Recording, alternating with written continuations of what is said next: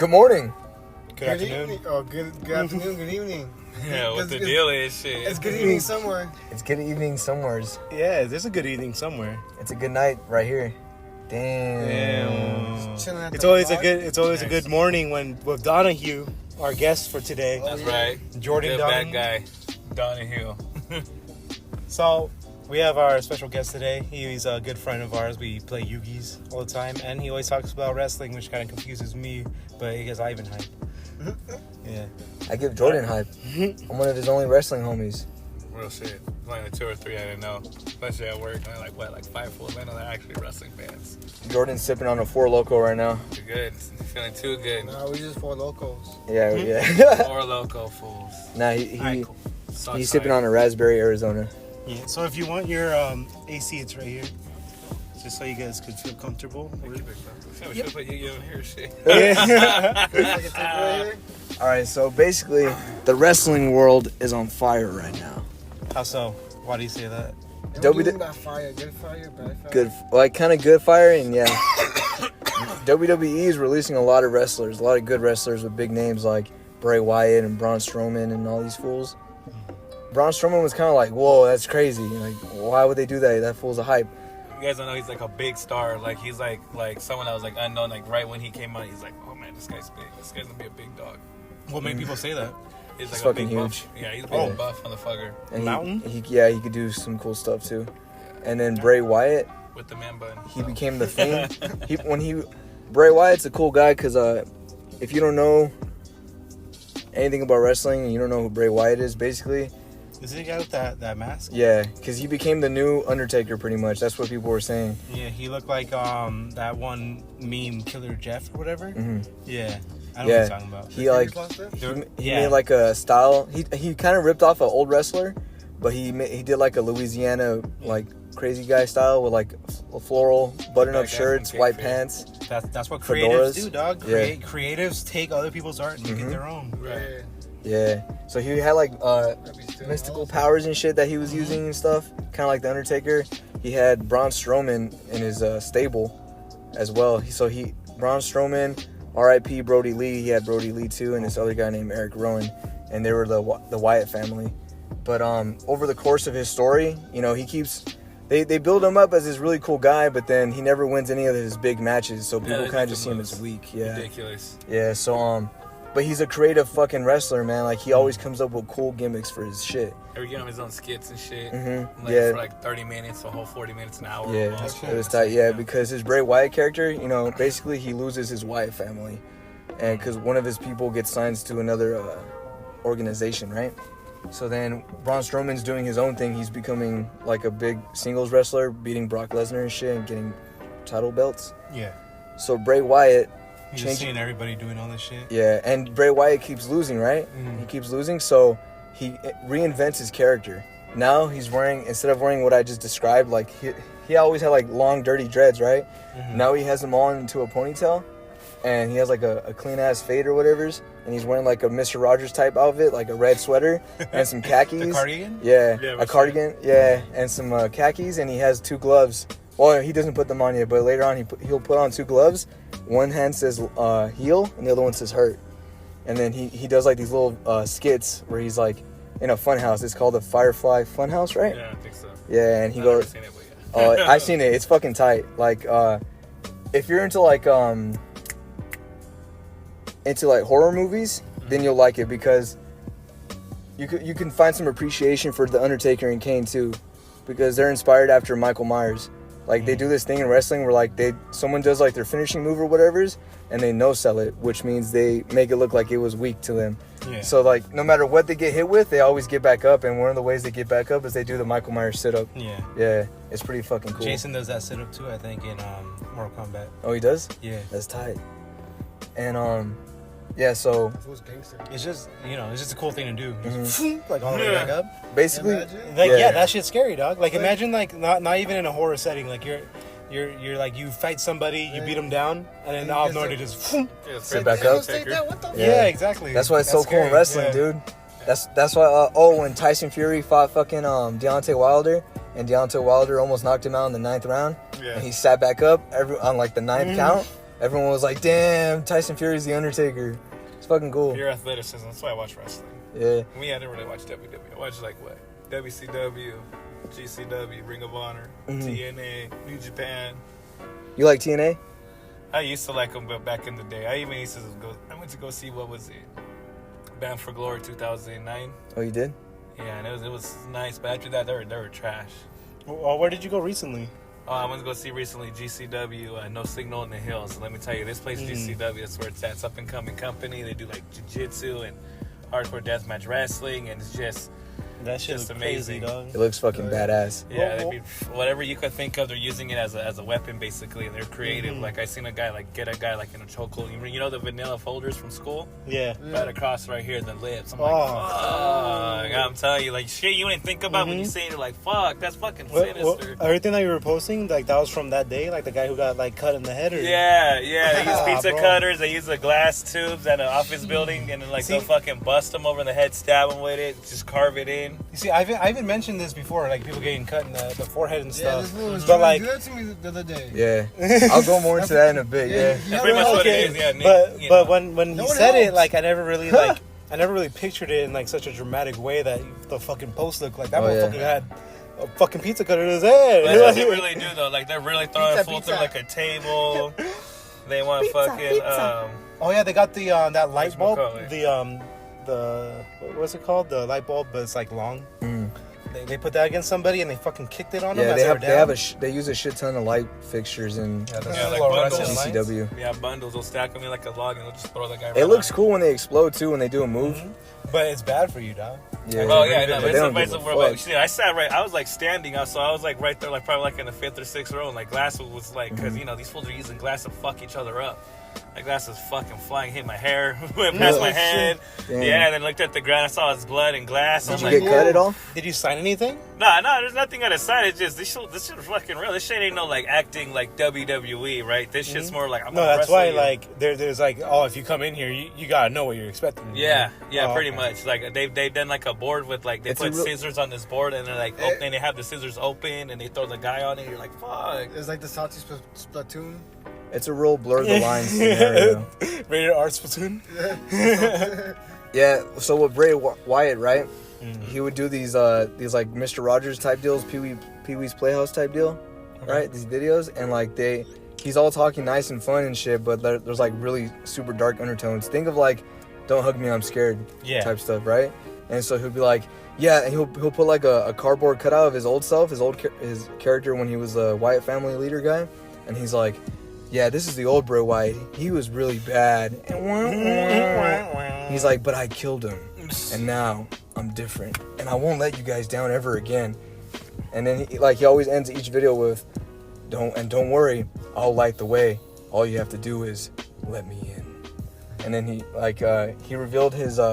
We all thought he was gonna wrestle like this Mr. Rogers type deal guy, but he doesn't. He put on a mask. No, he does have puppets though. He has a puppet named Sister Abigail. That's crazy. A bunny, know. a bunny called Ramblin' Rabbit. And there's a theory that each of these like little puppets represents the failures of his characters, of his whole character. But different characters on WWE. Though. Yeah, like Ramblin' Rabbit is basically when he was the Bray Wyatt family leader, people thought he like rambled too much and his monologues went on forever. So that's what Ramblin' Rabbit represents, right? Sister Abigail is his finisher move. It's called Sister Abigail. And then he has like this pig character. His first ever character in WWE was called Husky Harris because he was a big fat dude. He's chubby as fuck. Yeah, sell it. Yeah, so he wears this mask, right? And he lets his dreads down and he has like this crazy like clown mask and he has like gesture pants and shit. And he's called the Fiend. And that's how he wrestles. That's right. Yeah. I finished this morning. Ooh, that's right. And He really was fiending though. oh, I pretended to have one of his what was it that he had? The old bangs. Yeah, Angel was like, oh, I think I left my bang pen. And I was like, oh, I got it right here. And I like obviously didn't have it here, but his eyes were just following my hand, and like, like as if I was gonna bring it out of thin air. I'm like, Angel, you fucking fiending. I was hoping it was spawning or some shit. Yeah. so WWE has its own like whole ass creative team, right? They come up with concepts and storylines and shit. And so Bray Wyatt teamed up with them and made the design for the Fiend, and he also teamed up with Tom Savini WWE Creative has like partnerships with Tom Savini. You guys know who that is? Yeah. Oh, he made the special effects for Dawn of the Dead and like any zombie movie you know. Okay. Yeah, and he's also made masks for Slipknot before. He did the All Hope Is Gone, Corey Taylor mask, and he did his newer one too. And so Well, last two. pretty much, yeah. Yeah. The one that the old man looking mask that he had that ripped off the top part of his face. That was Yeah, cool. that was Tom Savini too. That's cool. It's like, man, dude, I just can't breathe in this mask. He's like, bet. Say less. Yeah. Yeah, so he, It looks thick. That's fucking yeah, so sweet. he designed the Fiend mask, and yeah, he was WWE's biggest merchandise seller for like the past 2 years, I think, and they let him go. They fired him, and so now it's like, who I damn? heard they're fighting a lot of people. Yeah, they are. Probably And- going down, rebranding, they said. Yeah, some were saying that like Vince McMahon's trying to get rid of like the really expensive talent and then sell the company, and, like make the biggest profit pretty much. But yeah, man, AEW though, that show is getting lit. I'm an AEW guy, and what would you say? You're more GCW, It was just New Japan. CW, Ring of Honor, New Japan. I like All Elite Wrestling. It's just with them, it's like, you know, they do shit that reminds me of like, WWE. not just that. It's like they do shit reminds me of like NWA and WCW.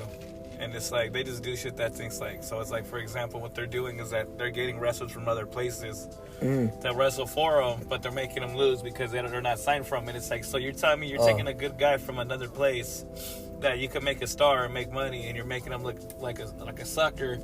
And so he signs with you. So once he signs with you, he really ain't shit. He's just like everyone else because you diminish his character. You know, because that's what, you know, they do in wrestling. It's like, I don't understand. It's like these But fools are here to they're make being money. super ambitious though. They're actually doing crossovers. Like right now, there's a big crossover Yeah, that's why between they do AEW, TNA, and New Japan.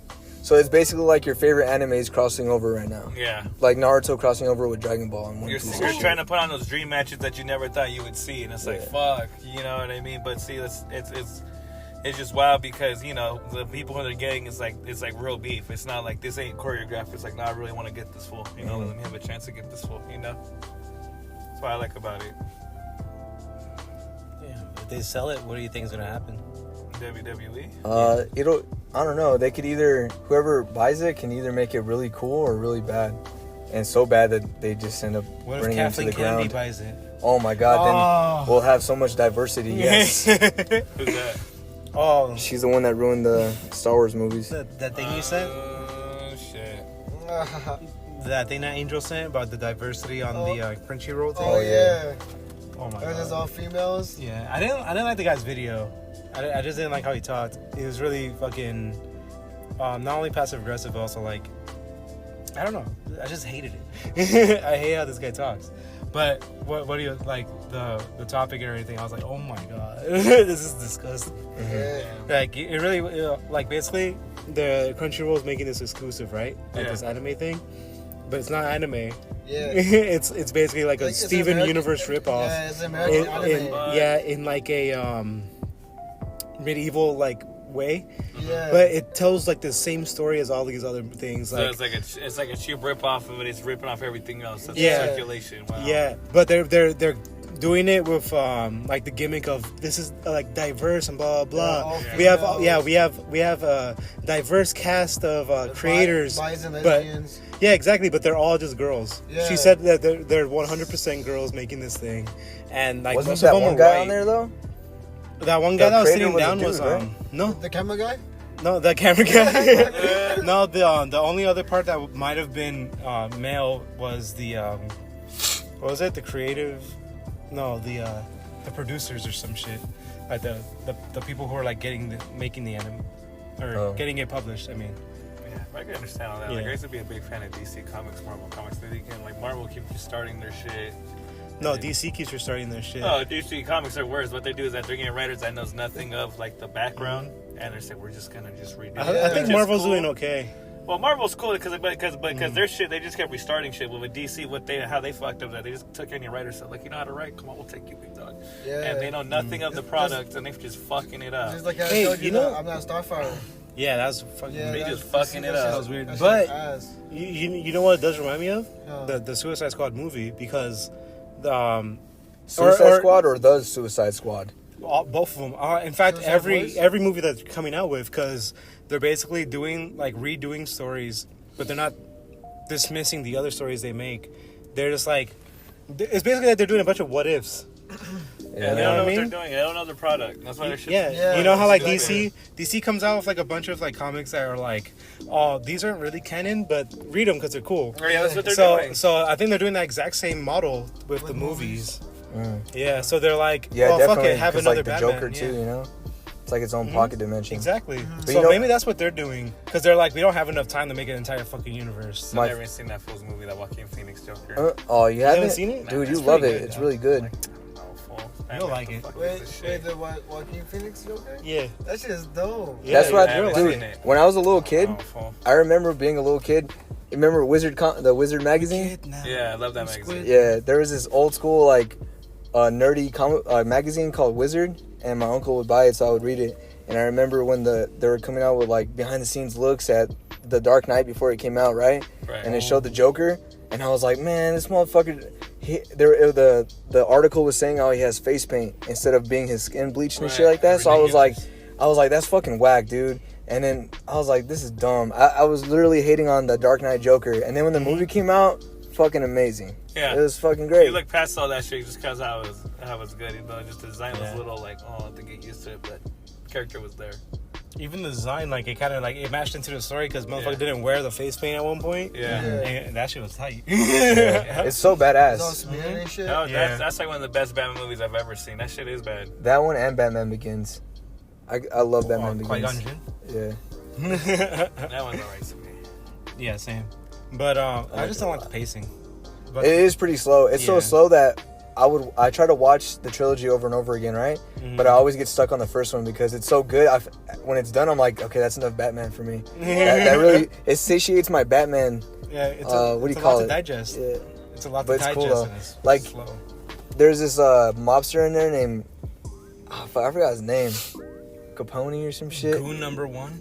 Nah, but he goes Bruce Wayne right after his like when he's older and his parents, have been dead. He's not Batman yet though, but Yeah. he's just mad at the world and shit. So he goes to the fucking mobster and tries to like do something, and the mobster sits him down and fucking tells him how it is. And I can't really remember what he said, but he's basically saying like, you think you're tough, you think you're invincible. Trust me, you're not. I could beat the shit out of you right now. I could have you jump, blah blah blah blah blah. He's like, just watch the scene. It's cool. See, that shit I understand because Batman's a cold killer in the comics. Yeah. You know, So straight yeah. on the it really board. was a realization for Bruce Wayne, and that's why he's like, all right, I need to be fucking on my shit. That's why he goes out to train to become It needs to Batman. be tough. But yeah. And that's the Yeah. thing I So- understand because in the comics though, yeah, it's like when his parents died, he said, "I'm gonna go fucking train. Yeah. Fuck that, you know, get revenge on these fools, you know." No. But yeah, so that like just kind of shows that DC at the moment has way more freedom than the Marvel universe does. Like, you know how Marvel's trying to basically do that by releasing Loki and then coming out with the what ifs. Yeah. But it can't like lean all the way into these what if stories. They have this linear path that they actually have to follow at this point. Yeah. Like they like They said it looked like that and shit. yeah, so they can't like explore other people's like storylines Pocket without dimensions and shit. yeah, they without like having that affect another thing. Or even like dope ass like side stories or some shit. you Yeah, know? like if they did like a Miles Morales movie or something, if they wanted to, Yeah. it's gonna have to affect the rest of the entire Or like universe. Well, they or kinda even set like it a up with- Thunderbolt movie or some shit, you know? They set it yeah, up. exactly. Yeah. They set that up with Donald Glover Yeah, they did. in that first Spider-Man movie, which is Yeah, really cool. He was like, "Oh, I gotta go see my my nephew." Yeah. But anyway, like, Or like a Conan's USA type shit, you know? Just throw out like Yeah. random stories that. yeah, they can't do Like- it. like- the only like- way they could do it is by adding it to the what ifs. But Yeah. these what ifs are only like And 30 it's- minutes max. And it's Animated built up, too. it's built up by And them. animated. Crazy. But DC, if they wanted to, they'd be like, "Oh, fuck it, let's do Red Sun Superman live action." They could do that without anybody going like, "Oh, I wonder if this is gonna affect the Zack Snyder universe." It's not. Them fools, I don't know about DC Comics, man. They have all these good fucking comic books. They can make animated movies. Yeah, they've been. No, they've so been Oh, doing yeah. that. It's like, they haven't damn. done that shit either, huh? Yeah, don't do the popular because all they're to me. This They- is my opinion though. bro. I feel like they're just doing the Batman, Superman movies, like the Oh, popular. Yeah, the yeah, milking that's all they're storylines, doing. and it's It's like, it's bro. like Marvel with the Avengers. Yeah. This is milking that shit. yeah, it's like, Bro. dude, you guys always events Nah, that they have didn't like milk either it little either. known characters or like whole groups. It's like, come on. Marvel did not milk the Avengers. They They've fucking been milking the Avengers. Nah. They put that shit in Fortnite. They put that shit everywhere. bro. They literally built that shit up. Like They they built it invested in it. And they that shit was like what, like 7 years? yeah, they had stocks, bro. Every single they- standalone Marvel they- movie was a What stock. they did is that they put like these different cameos and Easter eggs leading on to that shit. But DC Comics like, damn, you guys have like, for example, like Crisis, Kingdom Come. It's like you guys do animated movies, video games. Fuck it, video games. That's another thing. Their animated movies, they used to be like way more diverse with what they are, but now it's just Batman or Superman or Suicide Squad just came out, so let's do some Suicide Squad movies. Yeah, they're stupid. Like, I was a fan of the JSA, right? So they did a movie, Wonder Woman in the JSA. I was excited. I was like, fuck yeah. Because that's a badass team. A team of, like, group of old guys and some experienced fools going after whoever. And, like, there's, like, the JLA from another Earth. You know, the Just Society, the first, the OG. The association. The OG Green Lantern, Batman, all them fools, And then it's like, so they did this movie, and it's like, it's Wonder Woman and like 3 of the members. And it's like, how do you have the nerve to call it the JSA movie? Exactly. It used to be called Wonder Woman and Friends at this point, you know what I mean? Remember that they even did the Dark Justice League. And they still threw in Batman. Yeah. Batman wasn't a part of the league, their Justice League, and they're like, fuck it, throw Batman in there. Now that's milking Batman right there. That's really is. Because, they did this dope scene, though, in that movie where Constantine, like, goes in or whatever, and then this ghost was going to scare fucking Batman. And Batman can't see this ghost. And he just says, boo. And then the ghost is like, what the fuck? And he just goes away. That shit was pretty dope, though. Yeah, they have all this shit they could do. It's like they're doing like the Long Halloween. They're doing like they made Batgirl and Batman fall in love. I'm like, that's ridiculous, fool. That's Bro, like that's fucking, what's that shit called? Grooming. Motherfucker groomed her. Oh yeah. it's fucking weird. It's like, fool, you guys have all these rich storylines. Like, come on, man. Make them movies, video games, live action movies. If you got, I'm TV hyped shows. but I'm hyped for I'm Not Starfire, dog. Nah, I haven't even like researched it anymore. Bro, that's just Even when you mentioned it, I was like, I don't even want to hear about it anymore. Like, For real, it's kind of like disgusting. let's pretend that's not real. yeah, let's About just. what? So there's this comic coming out. I think it's already out. It's already out, but I wish it wasn't. And it's about like Starfire having a daughter. Oh, I know. But the daughter's all SJW Yeah. and LGBT and all that jazz. Yeah. Oh wow. She's all like chunky, Yeah. fucking pierced still- up and everything. I seen Bro, that shit, I- like- Teenage angst. She can't I don't control. get it, dog. Hopefully How's she the already a dad's teenager? Nightwing. I seen that. Hopefully the dad's Nightwing, because it's like, I don't know, man. How's What she do you- already a teenager? What do you mean? How is she already a teenager if she's Starfire's daughter? Jordan, what do you think is the best comic storyline ever? Of all time, Yeah. to me, it's like Crisis on Infinite Earths. Why? Oh my god, it's amazing. It's like, Did it impact your way of thinking or way of life in any way? no, it's made me appreciate like good writing, a very good storytelling. What happens in the story? Crisis on Infinite Earths? Yeah, it's like the very first like mega maxi series, like the first crossover in comic books history at the time, and it was with DC Comics. And What it's decade did it pop up in? The 80s. The 80s? And it was long. It's like 12 issues. It was fucking long. And every single comic that was published at the time, they all had like their crossover into it. And this shit, let me tell you, this shit was bad because at this time, DC Comics, they had all this bread, so they were buying all these other comic companies. And for years, they were releasing them like as their own comics. These other characters, like whether they gave them, they were like doing like storylines where it was like, we're gonna give them new shit, and then we're also gonna like just basically just reprint. I was like, you know how like they do like in anime, like the order, like a filler. Oh, yeah. They would do that. Like, fuck, we ran into shit. We'll just do like a old storyline from the last series. But so at this point, what they did is like, we have too many characters and their sales are declining. We need to do something that's like gonna kill off like half the characters and like reshape the whole universe. Because at this time they had like Superman that we knew, and they had a Superman from another Earth with gray hair in his sides that was older. You know, so Prime or some shit? well, no, they had it was the multiverse theory. Yeah. But was that like Superman Prime, the one with the sides? Well, no, this is in the 80s. This is way before, but honestly, that's where he came out from. The Superman Prime, who came out to be one of the greatest villains of all DC Comics of all time. I heard. It's amazing. How do you feel about a bunch of people making like their take on an evil Superman and shit? And Like evil Superman in Invincible, general. The Boys. No, you're always going to be duplicated because you got to think these fools, DC Comics and Marvel, they took an honest and like simple idea and they made money off it. And it's like, well, and they say, well, how Because can I they're the flip first that? ones, yeah. You know, how can I take that, flip that to my own image where I can Bro, make money off that? Even look Goku. Goku's a Superman ripoff. Yeah, I Yeah. mean, I He's just compare, a guy. He's not honestly, an I evil- compare Dragon Ball Universe to most of the DC comic characters, honestly. Yeah, well, Akira Toriyama basically based a lot of his Dragon Ball manga off of movies that were relevant at the time. It's the allegory of the hero. That's good. Yeah, Yeah. that's why like he likes Alien a lot. That's why Piccolo like shoots out the eggs.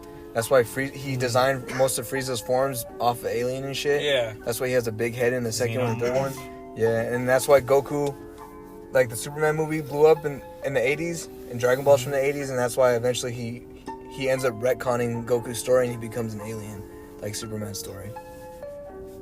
Well, I see that, though. I see Goku being Superman. I see Vegeta being Batman. I see Gohan being Dick Grayson, Nightwing. How? First Robin, just how their personalities and attitudes are. The Great Saiyan, dog. Huh. Yeah, exactly. The Great Saiyan. Think about it. He was trying to branch off, not be like his dad. You know what I mean? Mm-hmm.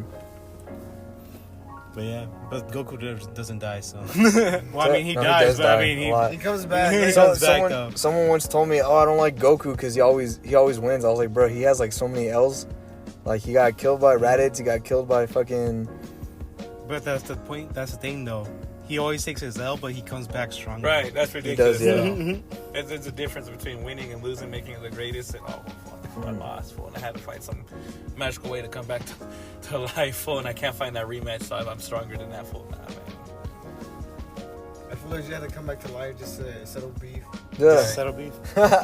No, he left hell to settle beef, though. Yeah. Or imagine he beef. just left the afterlife. You I know mean. what? I'm about to head out. Yeah, motherfucker, like literally left, like fucking instant transmissioned out, and was like, hey guys, I'm gonna grab Cell from blowing up real quick. So, All right, later. Because why make the villains that you fucking whoop? Why would you try to be cool with them after that? It's like, for me, it's like, if I had to fight you, I can't stand you for life till the day you die or I go somewhere for.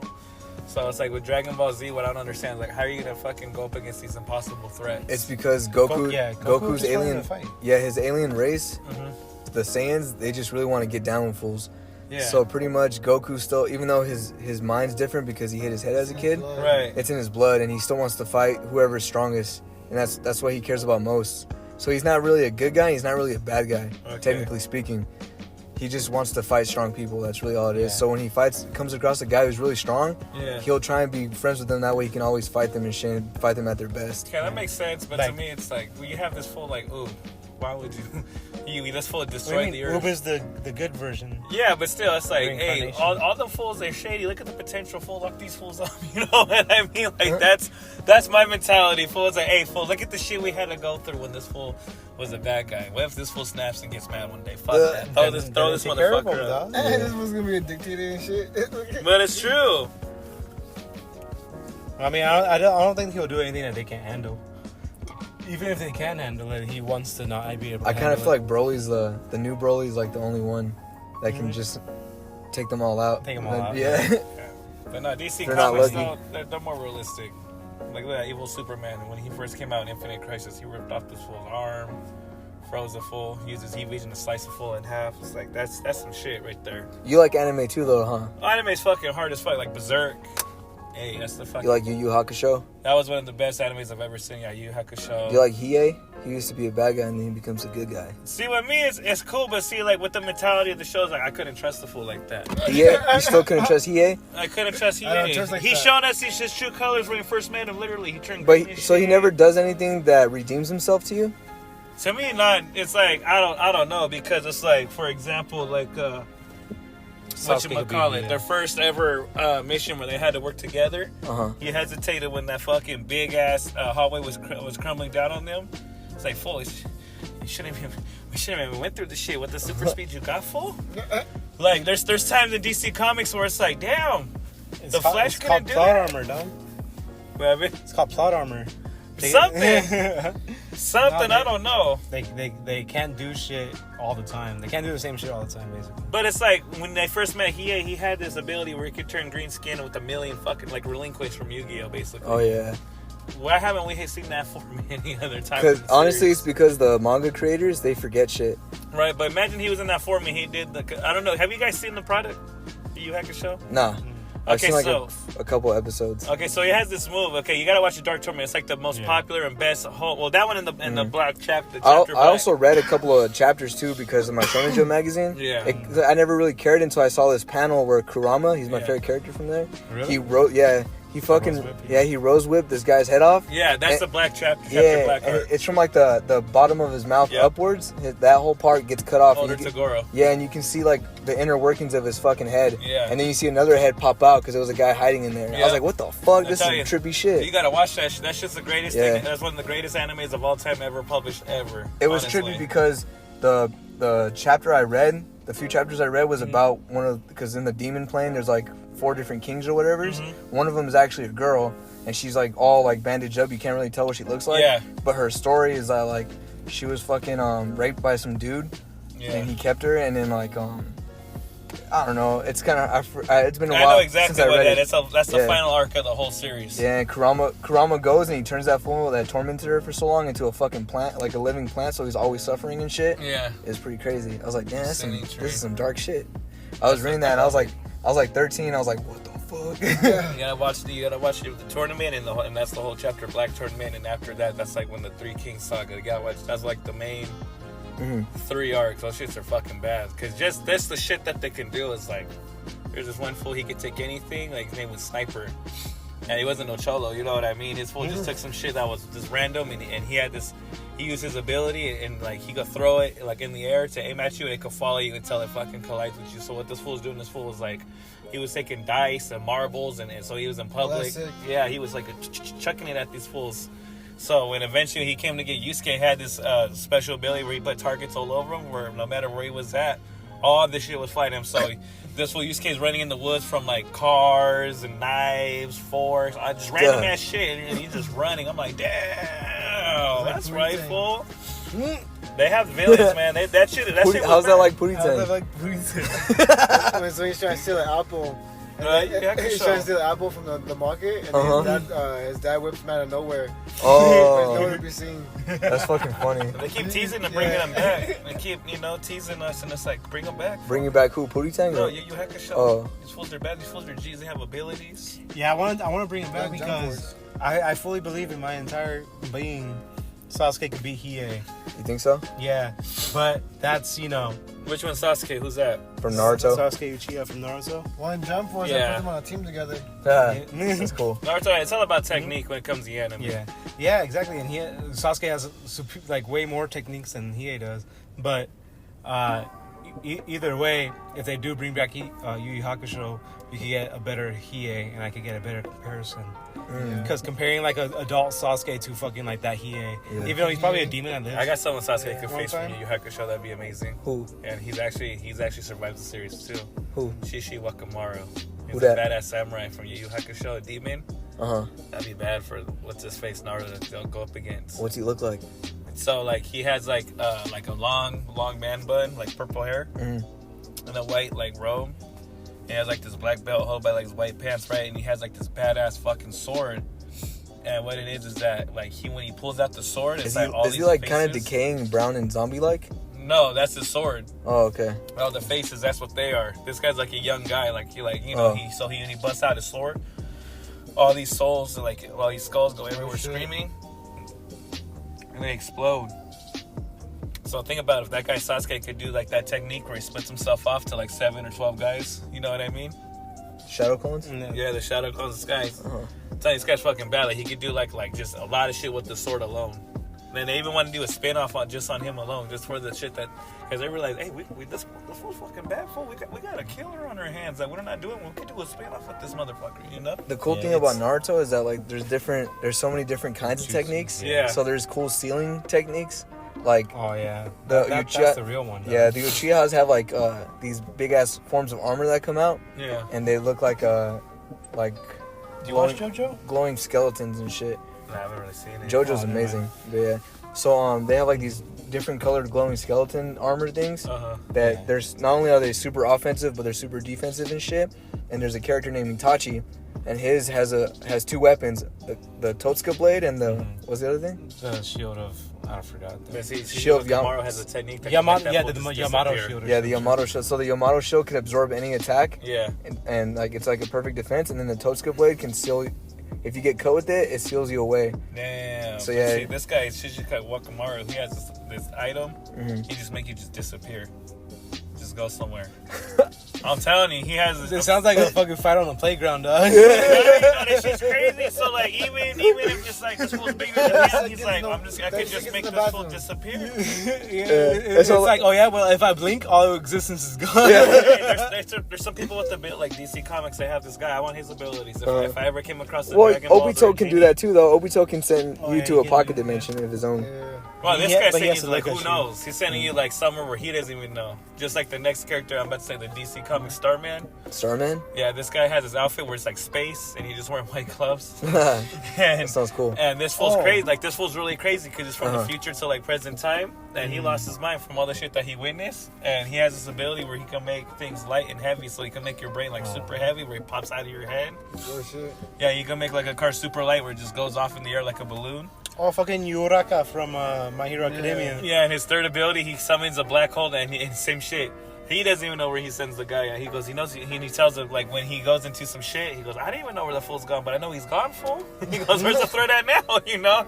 He goes, go check the planet for fucking, for he's not there. Look, he's gone. You know what I mean? It's one of those things. He's gone. Is he a threat on the Earth? No, he's probably on the moon. Who knows? Even a Big Dipper somewhere, you know? I gave you guys both little, I'll do it. I gave you guys both little snippets of Chainsaw Man. What do you guys think? Oh yeah, I read the first like 2 pages, and that shit was already like, damn, this fool sold his eye. Damn, this fool sold his fucking nutsack. God damn, how much depth this fool in? Like, it was cool. It definitely grabbed my attention within the first 2 pages, and I'm gonna read it. So. Oh yeah, let him borrow mine. Cuphead.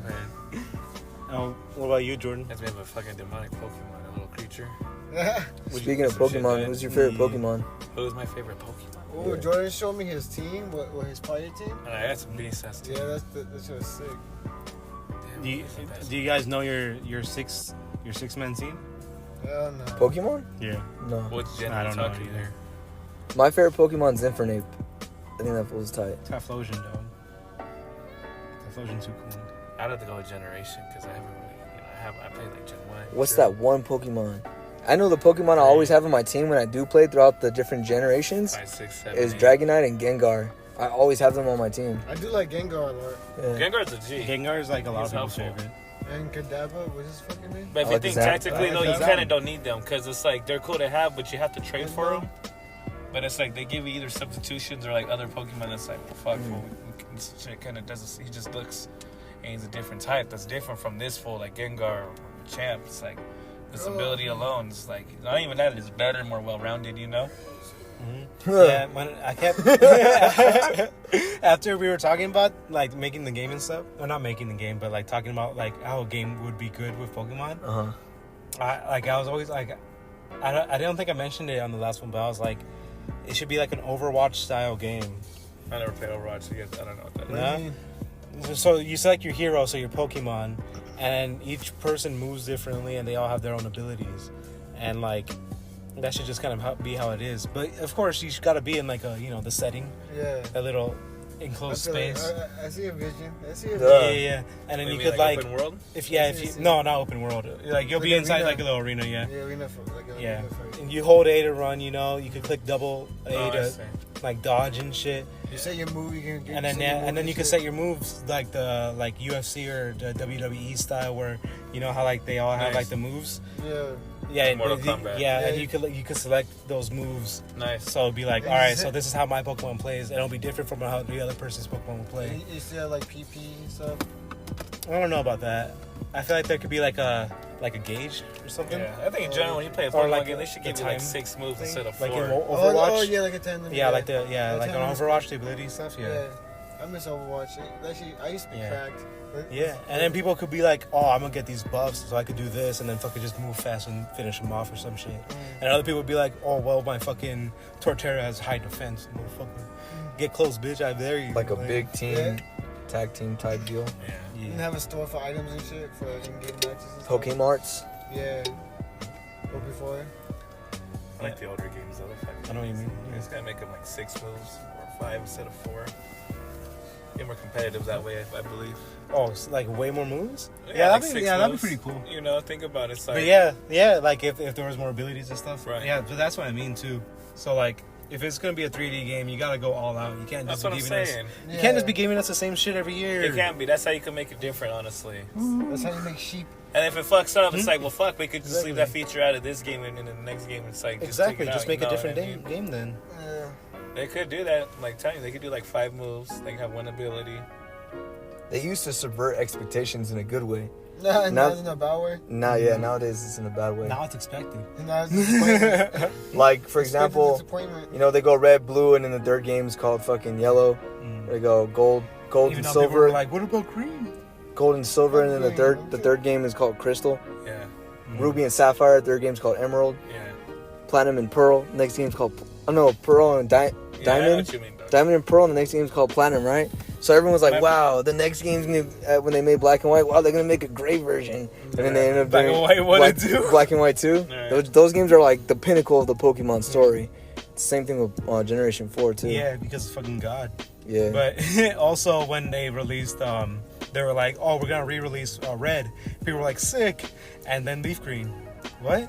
Right. Because they used to have red and blue in America. Never came out with blue. And no, they did blue here. But then in Japan, when they they did the remaster, it was Fire Red and Leaf Green. So Yeah. all the people with blue, fucking hell, like nothing in their hands. Hydro blue. And blue's pretty fucking Hydrofram hard. green. Blue's pretty hard. If you play that shit out, They didn't make a remake of it though. No, So that one's just basic. I'm playing it right now, and it's fucking hard, Blue. If you think about it, it's like, because the red version's like, you know, you have some leeway. You know what I mean? It's like they make it easier for you to like, you know, collect Pokemon and battle and level them up before you go through in the game. But fucking Blue's terrible. It's pretty hard.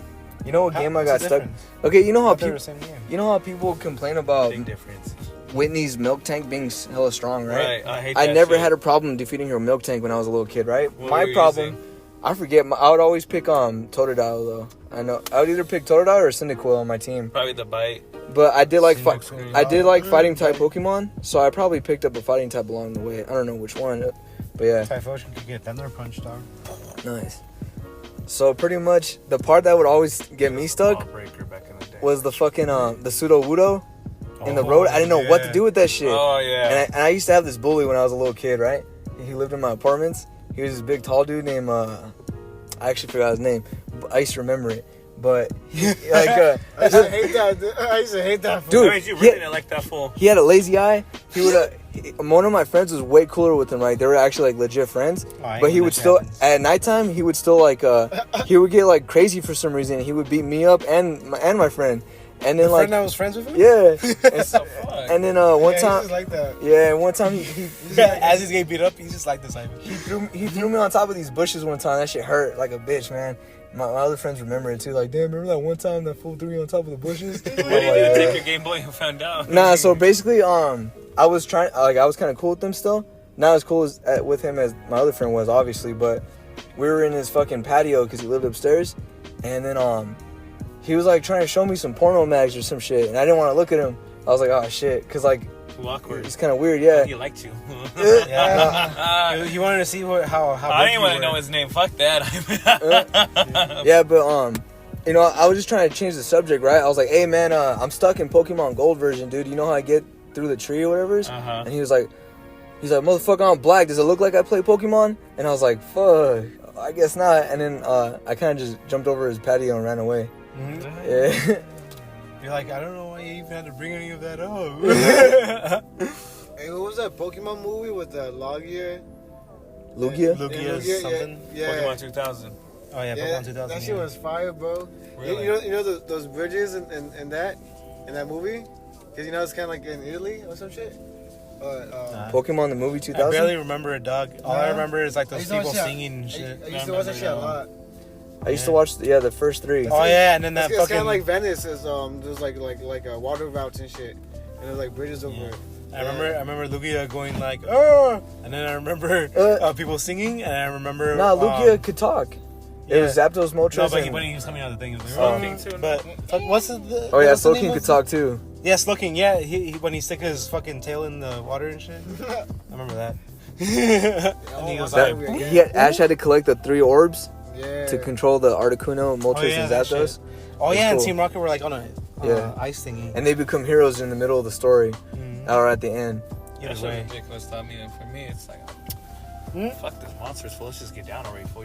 That's what Ash does. Hey, that's what Ash does. By the second or third time, if I was Doesn't Ash do that? Yeah, like, Ash tries to fucking punch Mewtwo and shit. No, but I'm talking about like in general. Like, see, Pokemon is like, don't get me wrong. Like the games back in the day were cool, but like in the anime, it's like, yo, fool, you got me fucked up. Like in real life.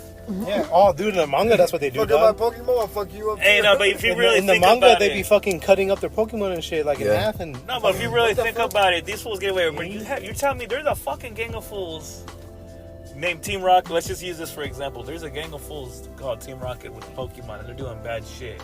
Yeah, they're stealing people's Pokemon moves. How are they still on the streets? I mean, the cops got to arrest them, not the Pokemon. You know what I mean? Like, how does that work out? We only got one cop, dog. Just Officer Jenny. Well, I'm talking about like off camera though. And she ain't even in the games. She ain't even in the game. You said y'all got a Pokemon. But I'm talking about with me. If I was Ash Ketchum and it's like, damn, fool, I had to face. Also, this like fool. a militia of people with fucking Pokemon, or like suck this fool the fuck out. They go run a fade. Yeah. Oh yeah, you know how we were talking about like loose movie universes and shit. Like you can watch this one, but it's kind of connected to that one, but not really. It picks and chooses. Yeah, Suicide Squad. Same thing with my favorite horror franchise, Evil Dead.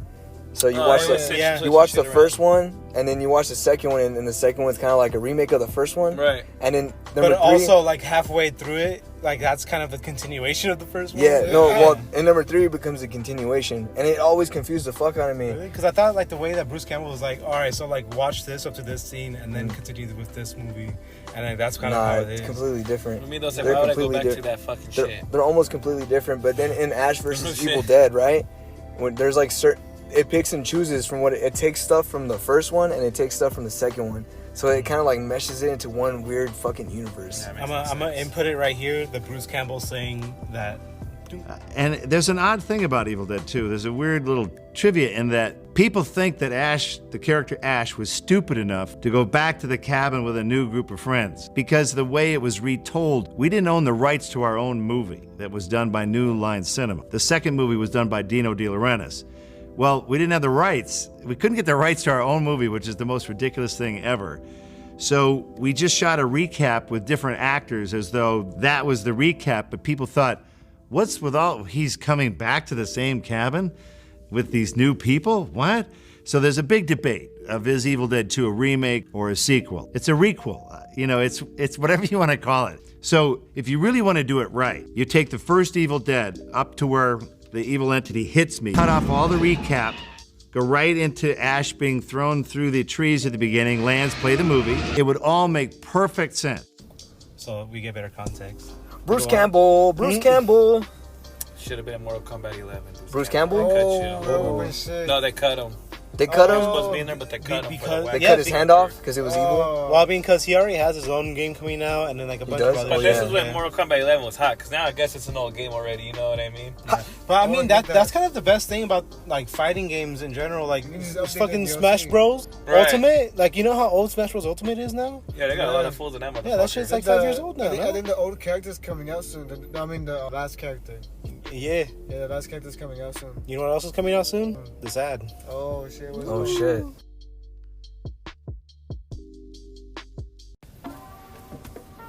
Man, that ad really came up and went. Yeah, it really came. And went.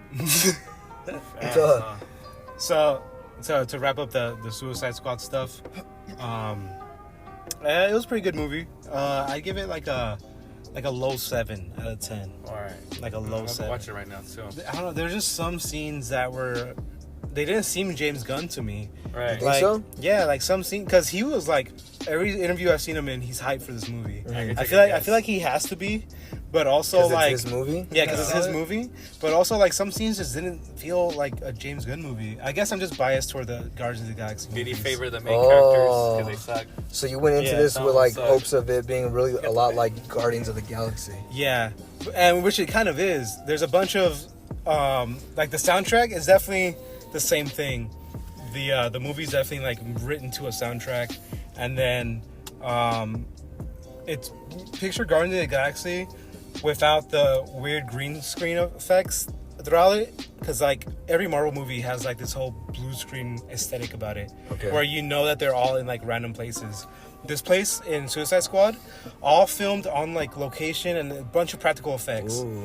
Like a bunch of practical effects. Yeah, it's more realistic, and that realism really comes into play because they fucking they fucking the gore is everywhere. Oh yeah, this is a gory ass movie. These motherfuckers be pieces. That wolf character kind of creeps me out. I kind of like it though. The weasel character. Yeah, Weasel. Yeah, his name's Weasel. Yeah, and Pete, what's his face? Pete Davidson. Pete Davidson. Yeah. Now whenever I see him, since I'm so detached from him now, I always think of Pete Wentz first, which is the bassist from Fall Out Boy. Oh yeah, Pete, yeah. So I'm like, whoa, that's not his name. You gotta remember that shit. He's a bassist? Yeah. Oh, I thought he was a singer. Which is a singer? It's some other guy, but which is weird because they're one of the only bands where the bassist is the frontman and not the vocalist. Oh, that's fire. It's fire. Dance. Okay, but yeah, it's good movie. Your favorite character is probably gonna die. Nice. But your least favorite character probably is too. So, but that's why they call it Suicide Squad, you know. Yeah. But my favorite characters didn't die. They're oh man, this movie good. But yeah, low 7. I wanted to watch it again actually. I feel like that guy shows a better villain though for it. Instead of Starro? Yeah, instead of Starro the Conqueror.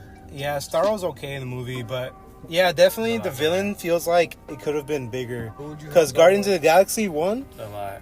Ronan was a big villain, and like Ronan the Accuser? Yeah, Ronan the Accuser. That's such a bad name though. Why? What's he gonna do? Accuse me? Yeah. Well, that's kind of how cancel culture works. Yeah. So yeah, Ronan the tweeter, dog. You the know Accuser, and James Gunn. You know how Captain Marvel was like all like SJW and shit. Yeah, and he's the Accuser. What if they bring back the Accuser, right? And they make him anti-cancel culture. No, they make him cancel culture. Yeah. So the heroes have to defeat cancel culture. That'd be tight. And Brie Larson isn't she Kree and isn't the Accuser Kree or some shit like that? I don't know. No, she's human. Oh yeah, she has like she's DNA part of or the some shit. But that's in the comics, and in real life she gets the what's it called? The fucking Tesseract shit blew up or whatever. I don't know, she gets some random cosmic shit blasted. Some cosmic airplane blows up and gives her powers. Well, the new bad she becomes the strongest thing in the universe. The strongest thing. Yeah, and Infinity Stone jizzed into her, and now she's really mad about it.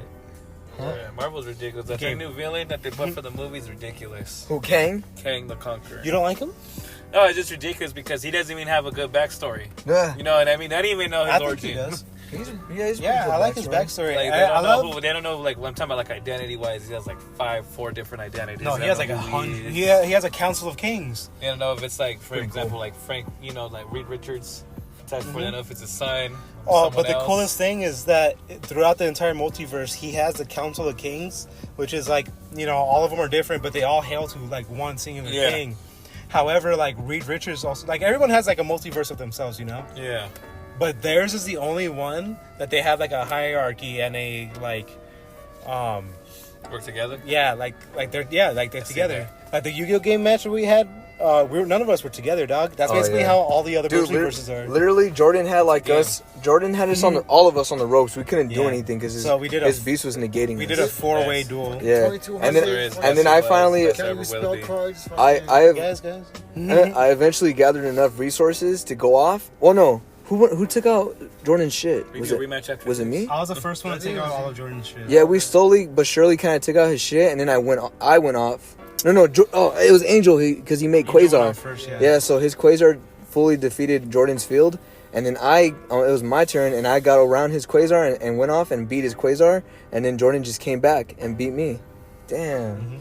You don't know, it's the greatest game of all time. It's a probability, science. I like how you gave Angel all the credit, even though all he did was take out a Kalantosa in defense mode. It's funny. It's a beautiful episode. I didn't know you had that shit in defense mode. I've been playing every once in a while. Quasar for nothing. Yeah. Well, when Jordan wins the Fatal 4-Ways and shit, he calls himself the Kurt Angle of Yu-Gi-Oh. Kurt Angle of fucking Yu-Gi-Oh. What do you mean by that? Because Kurt Angle's one of the greatest wrestlers of all fucking time. Kurt Angle really is one of the greatest wrestlers of all time. He's an Olympic gold medalist for wrestling, and he won that gold medal with a broken neck. Damn. Then he transitioned That's like for real, and then he transitioned into pro wrestling, right? And when he did that, where's his pronouns? Should have went to UFC. Kurt Angle should have went to UFC. if it was really big back then, yeah, he could have been a pro. He could have been a champion in UFC too. UFC. Could have been fucking G. Check this out. So obviously, amateur wrestling and pro wrestling are completely different. Pro wrestling is fucking scripted and all that shit, and amateur wrestling is like what you do in high school and in D2, D1, and fucking Olympics and shit, right? Mm-hmm. So, Kurt Angle, since he's an American hero, you know, he's an Olympic gold medalist. You would think he'd be a face, which is the good guy, right? But people kind of just the pro wrestling fans don't like him. They're like, they think his style of wrestling is boring and blah blah blah. Dork. Yeah, he's a fucking dork. He's a square. Yeah, so they made him a heel. They made him a bad guy. So he does these traditional wrestling techniques, and he's able to manhandle the other wrestlers, but it looks boring. So the crowd boos him. So he became a bad guy. That's how he got heat. But that's the problem with the fans, though. Shit like that. You know, but, it's like, what do you want, flashy fucking wrestling? Or do you want like actual real skill? Yeah. You know what I mean? That's the shit that gets me wrong with these other But here's fans. the thing, Kurt Angle ends up becoming one of the best pro wrestlers ever because he made that heel character that pretty much no one else can do, right? Right. Like to the extent that he could. But then he ends up becoming an actual legit like pro wrestler. Like he has the angle slam, he has the ankle lock, he has the fucking he does moonsaults off the fucking turnbuckle. Those are pro wrestling techniques. Yeah. I actually remember Kurt Angle. Yeah, he's fucking good. And he cuts crazy ass good promos and shit. And there's a fucking UFC fighter named Colby Covington, and he got he asked Kurt Angle if he could walk out to his theme music. And his theme music is iconic, and it's fucking cool. So pretty much And he said no. No, he said yeah. Nah, it's inspiring, like really inspiring. Like, and the former 125/135 champion Henry Cejudo, he plays like a cringy character of himself. Cejudo? Yeah. Henry Cejudo. Yeah. he's the triple champ. He's an Olympic gold medalist as well. And like he took aspects of the Kurt Angle character and implemented it into his cringe character. Yeah. So he owns up to the cringeness. He's like, I'm the king of cringe in the UFC. I'm not down to do that. And like that takes strength. He's always it really does, bro. It really does. It takes a lot of courage, though. Yeah. I've deleted a lot of my old Facebook posts. I'm too lazy to go through it.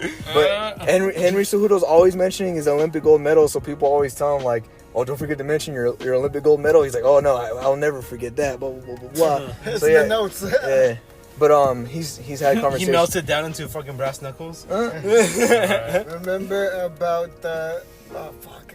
So would you say Kurt Angle is your favorite wrestler then? I mean, because it's like when it comes to greatest wrestlers, you gotta look at the people who they took on, and it's like, for example, like people think the greatest wrestler of all time is Hulk Hogan. It's like, come on, fool. You cannot win all the time. I mean, he's probably the best showman. Yeah, exactly. He's his character. Like, I'm talking about, for me, the greatest wrestlers of all time. I'm talking about like decades of people who he took on and won and lost.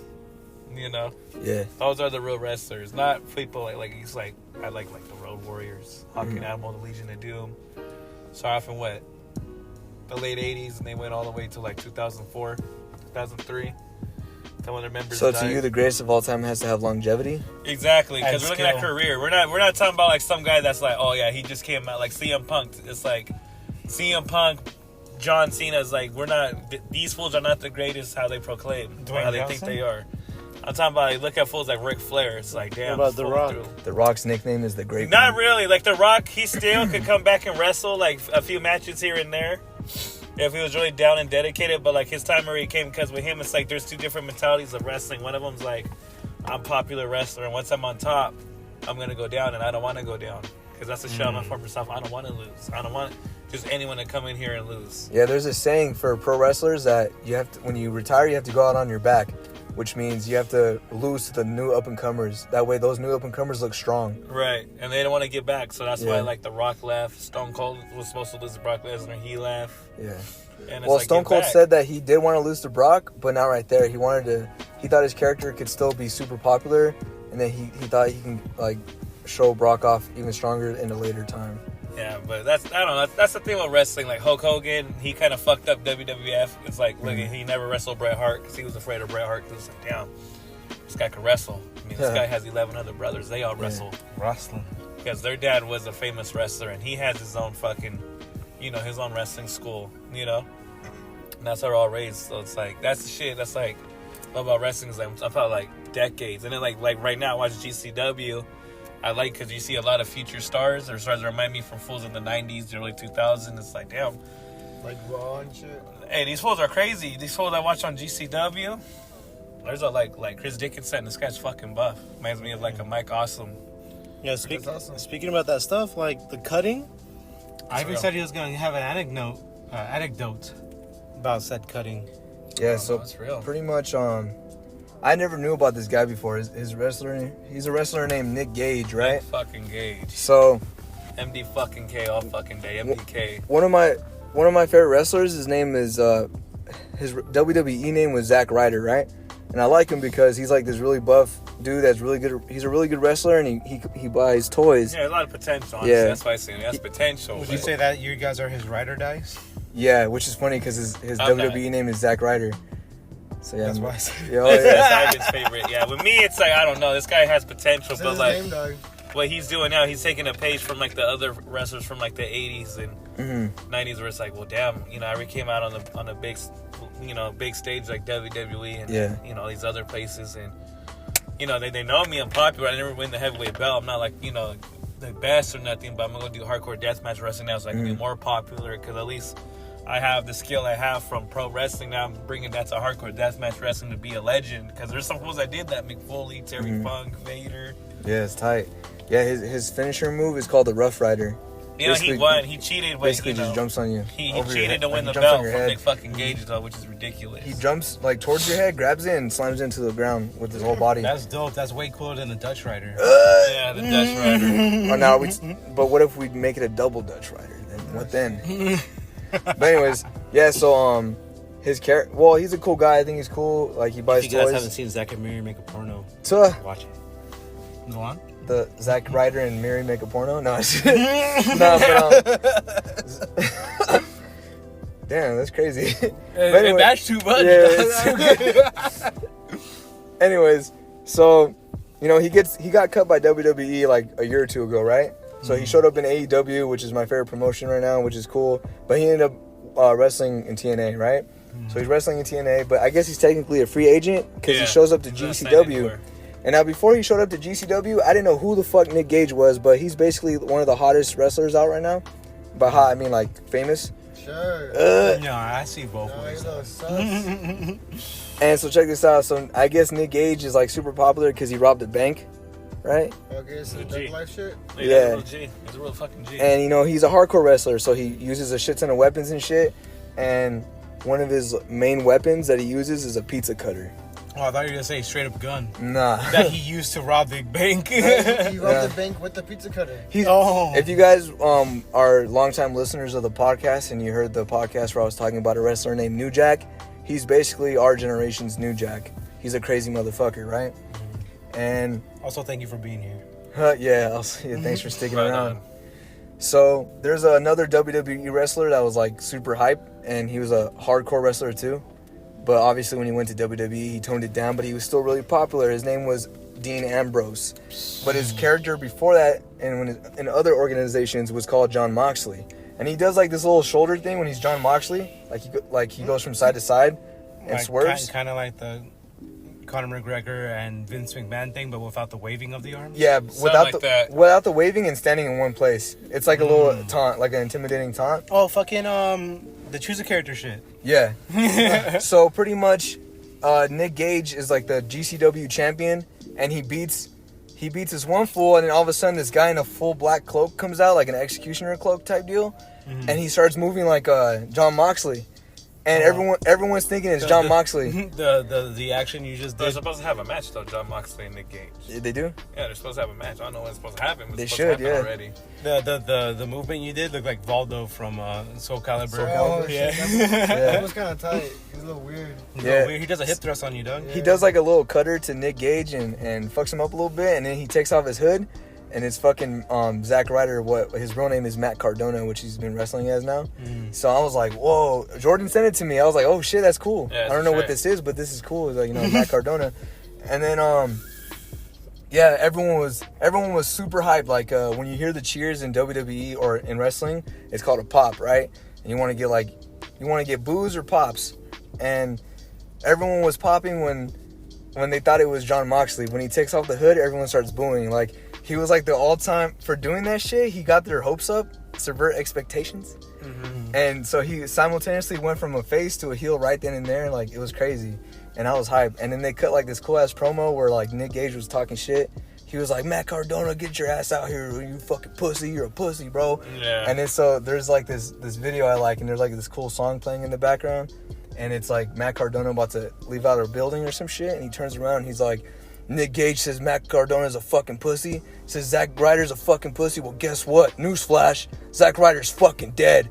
My name is Matt fucking Cardona. And I was like, damn, that shit sounds dope as fuck. He didn't beat my boy Nick Gage. Yeah, but okay, so and it's crazy. He had to step in to help him win. They had to do that match, right? Yeah. And then in AEW, Chris Jericho's feuding with this guy named MJF, and he has to go like Man, through there's so many fucking That's a big web outline. acronyms, man. Maxwell Jacob Friedman. It's funny. He's the old. Oh, I brought him up on the podcast before. He's the ultimate heel. He's always in character. Yeah. He tells doesn't you. really wrestle though. Yeah, He he hardly doesn't ever really- wrestles. Well, they're protecting him. It's like stupid shit. He tells people only he can pronounce his name fully. You can't. You have to use MJF. And that's the thing about wrestling. It's like you guys have killers, but these fools hardly wrestle. I can't remember if okay, they have like 3 shows in 1 week, right? Yeah. They have the Dark. Oh, they Dynamite, do. Yeah.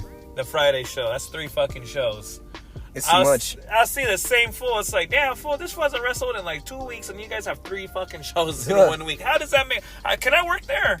Fuck. Well, they say Well, that. yeah, so you just get paid and you don't show That's up. what I'm saying. It's like, how the fuck does that work out? These fools have like They say they almost- like to rotate the talent. That way, you don't get like the same matches over and over again. But they have the same fools on the same. It's like, okay, so Dynamite, it's like this. So they have their fucking jobbers, right? Basically, on the fucking Dynamite Dark, right? They're all jobbers. They bring in other wrestlers and they job to the jobbers, and then those jobbers go on to lose either on Dynamite or they job on Friday night. And it's like, yo, yes, that's true. Yeah. what the fuck? And then half of these wrestlers are champions at other places. And it's like, yo, take off the fucking, the training wheels. Let's see. Come Yeah. on. What the fuck is this, dude? So pretty much, Nick Gage has like this all. I don't know what this means, but he says MDK all fucking day. Murder, death, kill game. Ooh. Murder. So, oh yeah, so Chris Jericho has to like go through these different challenges each week. Like he faces this one guy named Sean Spears, Sean the Chairman Spears. Who hardly ever wrestles, by the way. Yeah, and when he wrestles him, the stipulation is he can use a chair, but Chris Jericho can't, I want right? his work schedule, honestly. And then the second stipulation for the next match, MJF announces Nick Gage, which is crazy because he's like some underground wrestling type deal. And he's gonna have a extreme death match on live national TV with Chris Jericho, and it happened. What'd you think of that match? I haven't seen it. I saw highlights of it, but I knew it's like you can only get away with so much on national television. Yeah, he did the Especially pizza now. cutter thing to his forehead though, Yeah, but and it's he like did the lights too. compare from the 90s and the 80s footage to what I saw to like today's. It's like you're not gonna see what you really want. Mm-hmm. Like for example, like there's matches I really wanted to see that were same shit, hardcore death matches, but they were on like TNA or. Do you guys think that people should be bouncing between these guys more often? What do you mean? What do you mean? Like a WWE guy going to UFC or... Oh, Like only if just- they have the good credentials. It's the go-getter mentality for me. That's how I look at it. It's the go-getter mentality. Because like these YouTubers be doing it for no reason. So what if somebody just challenges somebody Because else? they can. But it's the mentality of the wrestler. They though. can hurt their career. Because it's all about looking strong. So if they go to real fighting and they lose, they just look like a bitch, and it's hard to wrestle. No, right, like have a not name just still. like just WWE stuff or like. Now they go to other Oh. wrestling What places. about, I know what what, about you mean. TNA going to? Yeah, I know what you here, mean. No, I know exactly No, what you same mean. thing, It comes yeah. to that. Like for example, when I went to go see GCW, my boy Chris Dickinson is a buff motherfucker. This guy's buff. This guy's buff. I have him on tape. You're like, that motherfucker's buff, you know? Yeah. What's crazy about this buff motherfucker, Chris Dickinson, he nicknames Dirty Daddy. He wrestles in Ring of Honor where he's tag team champion, one of my favorite wrestlers of all time, Homicide. They're tag team champions together in Ring of Honor. This is real wrestlers to me. You know, that's why he's one of my favorites. He wrestles in Ring of Honor as a tag team champion. He wrestles in New Japan. And he won actually like tournaments where he could get title shots. And this is by himself, right? Yeah. For some reason, you know, for me, it's like I want to see pure athleticism. I don't want to see some looking weak or strong because you're trying. I don't like favoritism, especially in wrestling. When I went to go see this shit live, GCW, No Signal in the Hills, this fool, you know, got choked out basically by Starboy Charlie, which is a scrawny, skinny man. Like a Is stick. that why they call him Starboy? Starboy, maybe. Oh, Starboy.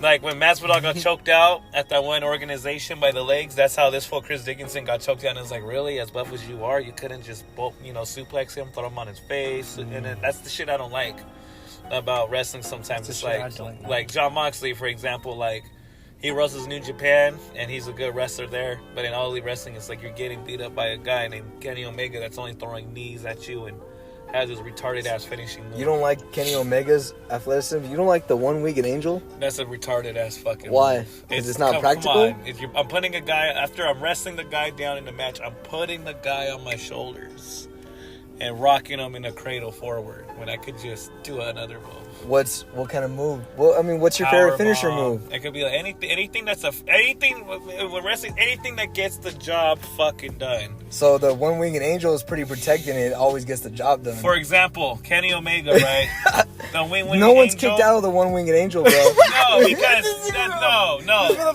he lays it on when they're already like all loopy and shit. But honestly, you know why? You know he sets him up for with the dragon suplexes that he does. Which The I'm Snapdragon not gonna lie, 96? that is fucking clean. The dragon suplex where he tosses him over his head. With two arms like that? Yeah, that's a dragon suplex. That's a badass fucking suplex. It's fucking cool. It's called the Snapdragon 96. Yeah, but for me, no, it's just called Snapdragon Suplex. There you go. Yeah. I think sound about like fucking like Tony Hawk's pro skater fucking moves. Yeah, it's because he has a move called Tiger Driver 96. This guy's ridiculous though. Some of his moves, it's like a knee, but he likes video games, so he names a lot of his moves after he does video a Hadouken games. from Street Fighter. He really takes the guy down with the like fucking thrust from the hand. Like a real life fucking Hadouken. He has a move called the V Trigger, with no beam or nothing, which is inspired by Street Fighter V's V Trigger system. It's a knee, and then when someone like jumps off the turnbuckle or some shit, and he does like this knee move that like hits him back. Yeah, it's called the anti-air. Just like in fighting games, when you come from the top, you do an anti-air move to get them out. Yeah. And then his move, his finisher, the one-winged angel, which when I first saw it, I didn't actually like it either. I was like, what the fuck? I think it's stupid, too much. Though. It's too much. But then when you start to appreciate it more, I'm like, damn, that finisher's tight. And I like seeing it. And it's supposed to be like Sephiroth or Yeah, it's based after Sephiroth. It's crazy. The fucking move is ridiculous because it's like, yo, like all your other moves are effective but that one. But he lays it on last when they're already like weak, so he does get the pin. You know what I mean? He's dressed up as Wesker. He's dressed up as Sephiroth. He's dressed up as Kirito. And in Street Fighter V, for the release of Cody, he played Cody Travers. Oh, shit. Yeah. I forgot about that. Yeah, cool. You told me. Yeah, that's him. Yeah. That shit was sick, though. That trailer? Hype. But also...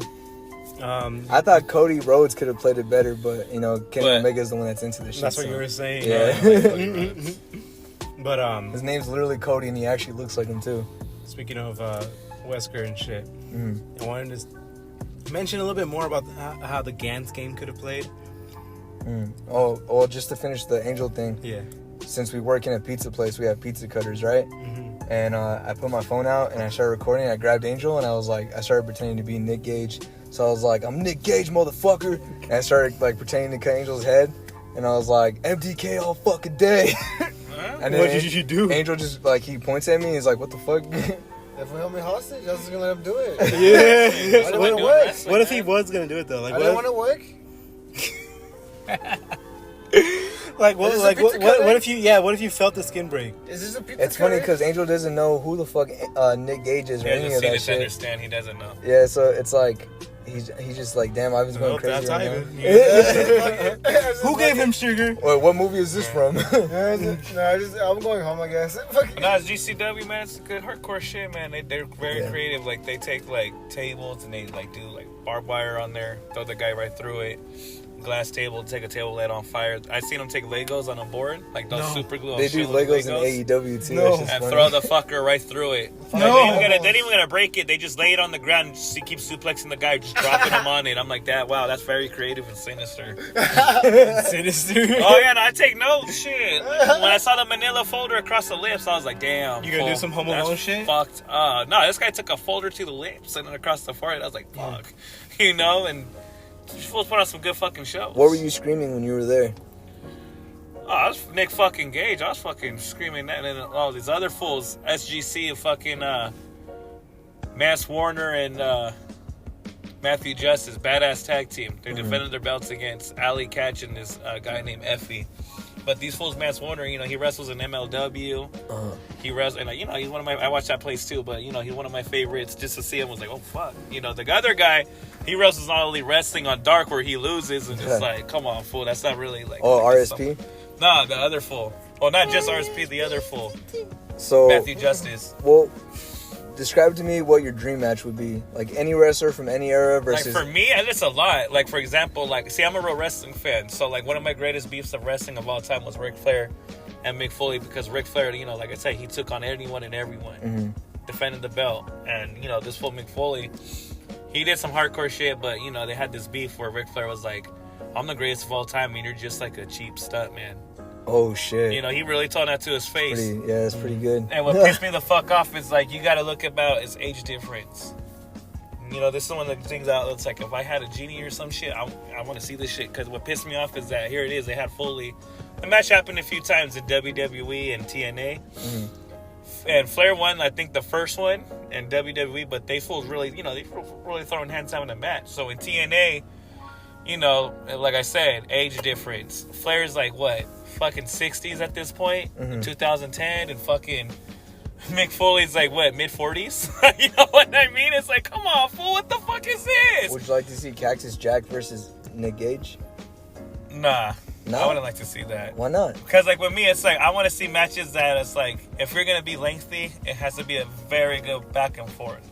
You don't think they would be able to go back and forth? I mean, yeah, they couldn't. That's the shit I want to see. That I'm used to see, because like, my expectations maybe they're too high from the wrestlers I grew up watching, like Chris Benoit, Eddie Guerrero. These fools are G's. Dean Malenko, Bret Hart. I mean, come on, Bret. Like for example, what pissed me off about wrestling fans is that everyone was all on Stone Cold at the time, and they realized, damn, you fools turn on Bret Hart, fool.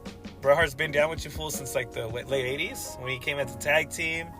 Then he held the belt and he was there for a lot of years, and you guys shit on him because of Shawn Michaels and fucking, you know what I mean? Yeah. Stone Cold. Because see, you think about Stone Cold said, nah, Bret Hart's the bad guy. I'm the good guy. Fuck him.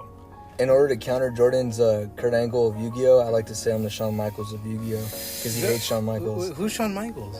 I thought he was a snowboarder. I don't like him. Honestly, I never liked him. I thought he was a snowboarder. Yeah, he's a snowboarder. He sounds like a weirdo. Border. He's a snowboarder. With him, he's not that. To me, he's not that great of a wrestler. It's just that because it's like I have this thing at work. It's not who you know, it's who you blow.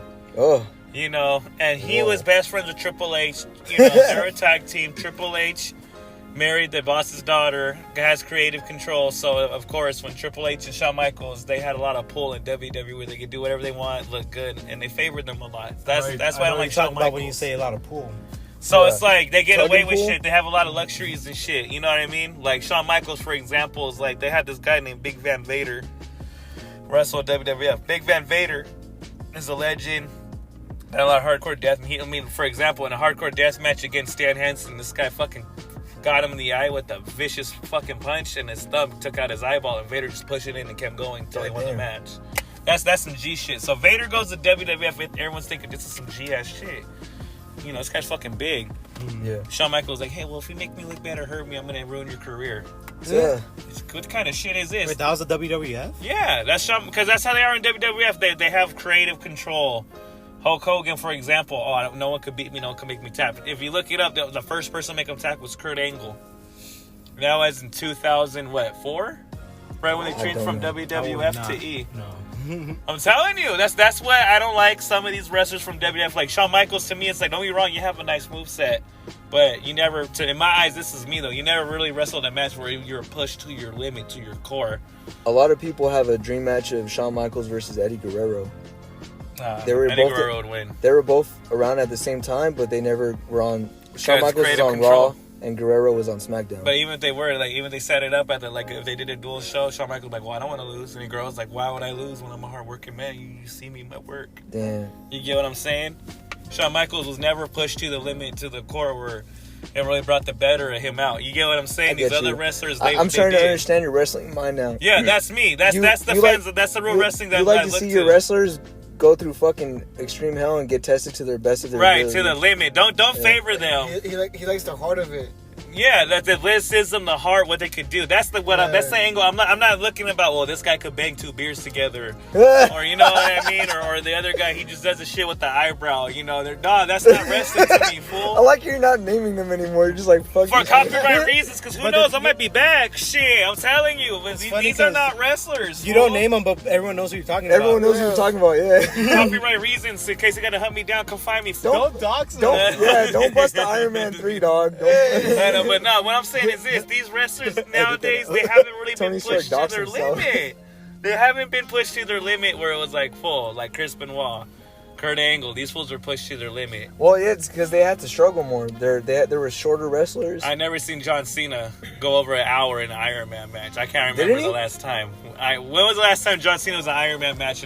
All you gotta do is watch Suicide Squad, dude. No, I'm talking no. That's to me. I mean, well, maybe that's actually exact. I get what you're saying, but still, it's like, I'm talking about like in a real fucking match. You know, like technically sound. Like that's the shit I'm looking at when it comes to wrestling. Shawn Michaels. There's definitely different styles. So like WWE is more like reality. No, not reality, but it's more like comic book soap opera. Comic book soap opera. That's what they are. It's all fake shit. So even the people they have there are fake. Japan has this thing called. They have a full CGI. No, they have people that's like, yo, okay, for example, like they have wrestlers like the girls that come out, all of a sudden they get their tits done. Mm-hmm. I'm not talking about, we're gonna color her hair, come out with different color outfits every week. No, I'm talking about they get face done, they get their fucking bodies done. Shit, they even change your skin color when it's like, damn, girl, you're fucking white. You're putting your skin color like, damn, 6 shades up, homie. You know what I mean? Like, you don't look right. And bubble shop. It's crazy. Angel mentioned a movie, The Last Action Hero. I finally got around to watching it. It's on HBO Max. Oh, yeah? Yeah, nice. It's pretty good. It's a pretty good movie. It's like, and then, it's sick. And then there's this cat. It's like a 2D animated cat. And the kid's inside the movie, and he's like, Dad, look, there's a cat, like a fucking cartoon cat. You guys are a movie. And the people are like, yeah, what was his name? Like something like Tom the Cat or something. Yeah, like a Pink Panther looking like or something. Yeah, he was like, it's the blah blah blah cat. He just clocked in. Yeah. he's like, you don't see a problem with that? Why would we have a problem with the cat? He's a dear friend of ours. What were you gonna say about the Gantz video game you wanted to make? Well, I mean, it's not that I want to make. It's just like that. Ideas? Be made. Resident Evil Mercenaries has this really cool system of like an arcade. You know, like you kill monsters, you get fucking points for it. You kill them better.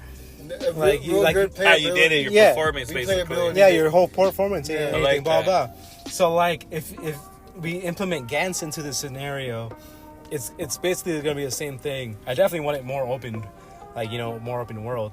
Yeah, more objective type. Resident Evil 6 Mercenaries did that. Yeah, I did that bigger It's terrible. thing? Yeah. It's Yeah, really but bad. like, it's because it's But you're how so you used to execute Resident Evil certain 5, shit, though.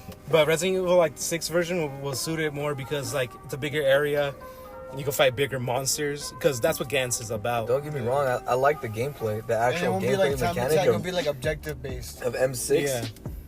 Mercenary 6 was like really good. I like the first 3 stages because they're still kind of like Small condensed and small, and you can even though everything's more fast paced now, you're still in like this nice size area. Yeah. And it's fucking hard. It It's is. honestly harder than 5, and I like it. Which one? Yeah, because you have to Mercenary move 6? around. You can move around a lot. But And that's another thing, though. They did make the inventory way easier. You literally just like it click is. the same button. But in Resident Evil 5, you have to have some skill. Yeah. But in Resident Evil 6 though, when you get it's stupid too, because like the other maps are like DLC.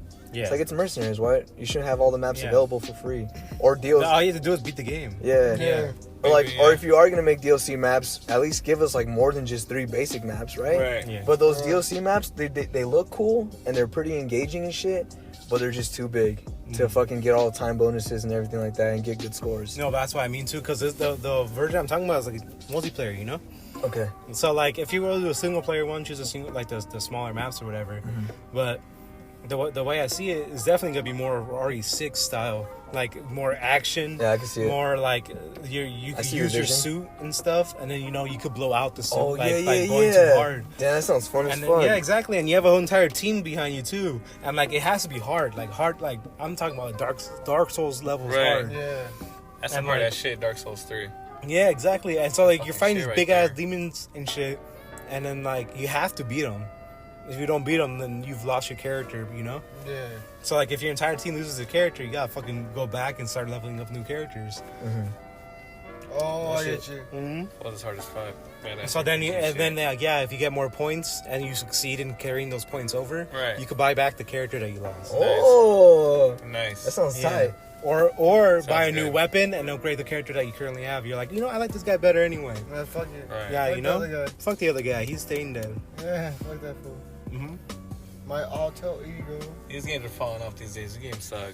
See, that'll be sick, dude. You don't like Red Dead Redemption 2? Oh, Red Dead Redemption 2, for example, it's like, potential to be one of the greatest games of all time. You got a brand new Rockstar game. It could be like a Western GTA 6. Western GTA 5. Oh, they said that they're remaking a game. I forgot what it was.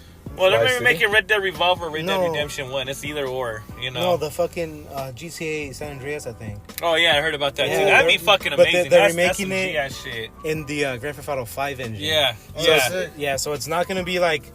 It's not going to be like Grand Theft Auto 5 because they've already improved upon it, throughout the years because of online. So it's going to be at that level. Not Red Dead Redemption graphical level. range. Yeah. So Red Dead 2 level. It's not gonna. Red Dead 2 is kind of fucking trash, though. Honestly, it's like, how do you have a Cowboy game 2018, and at the same time when it came out, you had GTA 5 came out 2013, right? That was 5 years ago. 5 years ago. And I mean, I'm fine with that as long as they keep coming out with good ones. But no, hear me out on this though. It's like Red Dead 2 came out 2018. GTA 5 came out 2013. They still gave all the love and support at the time to GTA 5 and this is me the win. Whatever makes money, dog. No, well at the time for me though, it's like, well, how did you guys just waste all this time and effort making a fucking badass Western game? Well, it could have been just making a Western game when you guys could have stopped. Hey, we're gonna stop what we're doing for GTA 5 for a bit. Focus on Red Dead 2 so we make it popular and get these fools going on some money making for us, and then we can go back to focusing on GTA 5. That's what, because this Red Dead 2, when this shit first came out, injury my witness, we used to go in banks, now they're locked for no reason. Oh, shit. And it's like, come on, it's like, damn, are you guys gonna let us go in here? And it's like, damn, think about it, we should be able to rob these banks. Yeah, like it's Western type shit. That's what I'm saying. We should be able to go on these trains and rob them for all their fucking goodies and kill shit. People and shit. Like, why when they do these games, only the story mode's good? It's like, come on, man, do the online just as better. Do Blackjack in there you guys do with the DLC, put Blackjack. 21, that's good money right there. That's good money. Red Dead 1, the online. Never played them. They had it for Red Dead 1 online, exactly, Angel. That shit was tight. But it's just shit that they do. It's like, for example, it's like they try to make it realistic, but in some ways it's not. For example, it's like, if I shot a guy in Red Dead 2, why can't I take his gun or the ammo from that fucker and sell the gun? You know what I'm saying, Angel? Make a profit off that. More of a Fallout side thing. On the new Super Mario Bros. DS, there was like this little mini game section. And there was like this casino hall with Luigi, and you'll play like Old May and shit with him. It was tight. Actually, I've been fucking with the Switch a lot more. Yeah. Yeah, I've been playing the Switch a lot more. Yeah, I'm trying to get the Streets of Rage 4 DLC. That's the shit right there. Streets of Rage 4 on the Switch. What was your guys' first Yu-Gi-Oh deck? Oh man. Like my first deck was just like some random bunch of cards we got off this random fat dude. Yep. Yeah. and then slowly but surely I started to make my deck. Because my older friend helped me get it, right? So, but as I grew older, I was buying like Phantom Darkness packs and shit. And I was trying to make my deck more like a Fiend Dark types, and that's what I had. And I remember my first like deck with that kind of theme. I had like these sleeves with like a skull with spikes on it. That was like. Oh, yeah, I remember that. I remember that. Yeah. And then. It was holographic. Yeah, and then I would play like Yu-Gi-Oh! Nightmare Troubadour a lot, the video game, and then eventually, I watched like this YouTube video, and this guy was talking about, oh yeah, this is my Dark World deck. Because I noticed that I didn't know about archetypes and shit, Yeah. Like, I knew heroes, but that you don't really think of that as an archetype yet at a young age. And then so I noticed that there was these two cards, Zur, something of Knight of Dark World, and Range, Gatekeeper of Dark World. And I was like, these guys look the same. They're both from the Dark World. I was like, I wonder if there's like more cards like them. So I looked it up. and there was. Yeah, there's. And so I was like, oh. So my goal was like I would meet people at comic book shops and I would try and trade for their Dark World cards. And slowly but surely, I made my own little basic Dark World deck. Sweet. Yeah. Nice. And Before the starter came out. Yeah, that was. Oh, this was years before the starter came before, out. Yeah. It was like 6 had years. no support. Yeah, I had no support because it's the funny thing because they came out, they debuted in like Light of Destruction, I think, or Strike of Neos. Which is what they do. Oh yeah, they debuted it in Strike of Neos, right? In Elemental Energy. Are you And- sure? Yeah, they They did. came out earlier than that. No, it was in those 2 packs, and then Light of Darkness came out, and that's when they introduced Lightsworns. So Lightsworns and Dark Worlds are supposed to be like enemies, and Lightsworns. But Lightsworn became like the biggest fucking. that shit was Lightsworns- popular as yeah, fuck. Lightsworn's so popular. $5,000 for Judgment Dragon at Hell one time. yeah. They just kept getting support after support, and Dark Worlds was like supportless for so long, Yeah, so they're they like, were weak as fuck, yeah. And then they They're came like, out, "Don't you gonna win?" but then they got the Dang structure shit. deck, and they became like top tier, winning like nationals and regionals and shit. And then they get support every now and then, though. Not as much as Lightsworns though. Yeah, while Fables were like, we kind of do the same thing. And Lightsworns they get like Synchros, Xyz, and all that shit, and Yeah, Dark World doesn't have things. no extra deck Yeah, shit, they get dude, shit. at all. It's just no look. If you were to give them an extra deck, what would you even give them? Xyz because they're black. Synchros? Xyz, yeah, because their levels, a lot of them have like the same levels and shit, so Xyz would make sense unless Or they Links. they made their own little tuner. Yeah, Links too, Thanks, too. which they don't have. What about you, Angel? What did you pick? If they Yeah. give them a link, they better have a link 4, dog. What do you mean? What was your first like theme deck that you made for yourself? Well, my first deck I think I remember getting was one of the structure decks from the 5Ds. And then afterward, I started looking at the psychic cards, and so I started building up a psychic deck. But then I didn't have enough cards for it, and then Gary had a Blackwing deck, and so I bought that shit because I wanted to play Yu-Gi-Oh. And then the psychics came along pretty well. And then afterward, I kind of like the Lavos, and Lavos were my best deck actually. I went to regionals with Still good. Lavos. Yeah, and I almost won by I almost got like, I was 4-0 and then I fucking misplayed and shit. Fucking sucks, dude. Yeah, I was going up against Harpies. It happens, man. Yeah, and Harpies? I was about to win, but I played my Vanity's Emptiness wrong. That's one thing about Yu-Gi-Oh that. It's like a formula. Like a Yeah, and that shit was an all-day sometimes. event too, so like it was All only the people were 4th getting match, burnt out and but it shit? was like at 10 o'clock already, 10 p.m. already. And we were there like at 7 o'clock, 7 a.m. 6 a.m. to get there. What's to cool sign about up. Angel's Laval deck is that there's all these like strong, powerful, cool decks that are coming out at the time, right? Like the Harpies and Oh, shit, like Elemental and Dragons. the E-Dragons. Yeah. E-Dragons is like the strongest deck of all time. They had They had a ban on Constellars, motherfuckers. Yeah. and then what was the other one? The Evil Swarm. Yeah, so there was other decks that had like Oh, notoriety, right? I was sad. I beat the homie. Yeah, and he had what was he running? E-Dragons or Spellbooks? No, he had Fire Fist. Oh, Fire Fist, which was a good deck too, right? yeah. Angel made a That's fucking later Laval on, deck, yeah. which is like low key, Yeah, it was crazy. but he made it fucking strong enough to compete with those decks.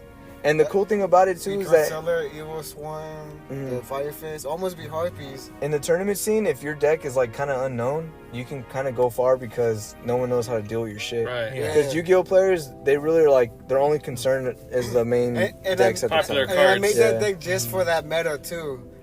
That's fucking tight. Yeah, it was crazy. So you're saying it was anti-meta level? Yeah, it was kind of like a underground anti-meta because I had trap suns in there and stuff. Because everyone was because Constellas, the Evil Swarm, they're all trap heavy. So I was like, fuck them guys, because I knew because it was pretty affordable deck. So I knew so that was the first person I played was a Constellar deck, and then my level standing got over him because like Pleiades is like 2,500 attack, and he can target and bounce one to your hand during any player's turn. But Stannon, you can't target him or else he negates and destroys, and he's a 27 beater. Yeah. So like I can just go get over him and shit. Yeah. So like I got him down, and then I beat the Evil Swarm deck, and then I beat the Fire Fist deck. Well, those evil swarms, they seem like they had potential, and then they're just like, No, they did. Yeah, they had some it- really popular cards like Evil Yeah. Storm Ophion. People would still make decks about him and shit like that. But Back there, Isn't he bullshit, blind? don't these archetype stuff. And then after I lost to the Harpy deck, after I misplayed, I was so sad. I fucking lost to a Head of Perfection deck, a Head of a Light deck. that's the one thing that bugged me about Yu-Gi-Oh was that like Fairies. during the Harpy days, I made a vampire deck, right? And I would play Jose, and Jose was running Harpies, and like he could search 3 cards and do all this fucking crazy shit, and he was never limited in what he could do, right? Me, I summon 1 monster from my opponent's graveyard, and then I can only attack with 1 monster for the rest of the turn. I'm like, what the fuck? Fucking vampires. I'm like, Fucking damn. vampires, dog. And they try to rebring them back, and it's They like, always you try to can't. rebring Yeah, them back, it's yeah. like, you can't fix what you did. Well, Like, just make a new one. Cards. Just make a new archetype. But that's funny how Angel builds his deck around whatever is current, right? And he tries to make counter attacks towards other people's shit, right? Me, when I build my decks, I just go for full speed ahead, you know? Right. I don't play like no back row that's gonna help me protect me from my opponent. I just play cards that are gonna get me to my other cards as fast as possible. When I began, I definitely played for like, I'm gonna try to get this guy out. So my first deck was a dragon deck, and I had the Blue Eyes Ultimate Dragon. Damn. Oh, I get you now. Yeah. So I was bring like, out that boss monster. I want to bring out this Big guy. heavy duty, big chunkiest. Damn. Big chungus. Big Chungus, dude. And then I lost that deck, and I was pretty sad and didn't play for a long time. Oh. One of my strongest decks Oh, was you know what? Beachkeys. I had a fucking different dimension deck, structure deck. Yeah. And so, Oh, yeah, I would always like- someone stole that Oh, shit. I That get one you was now. pretty good when it I first thought- came I out. thought That was that's Stole that solid. shit from my Fucking locker, and I should have beat him up. That but is, I was weak that's at the fist time. fighting shit. Yeah.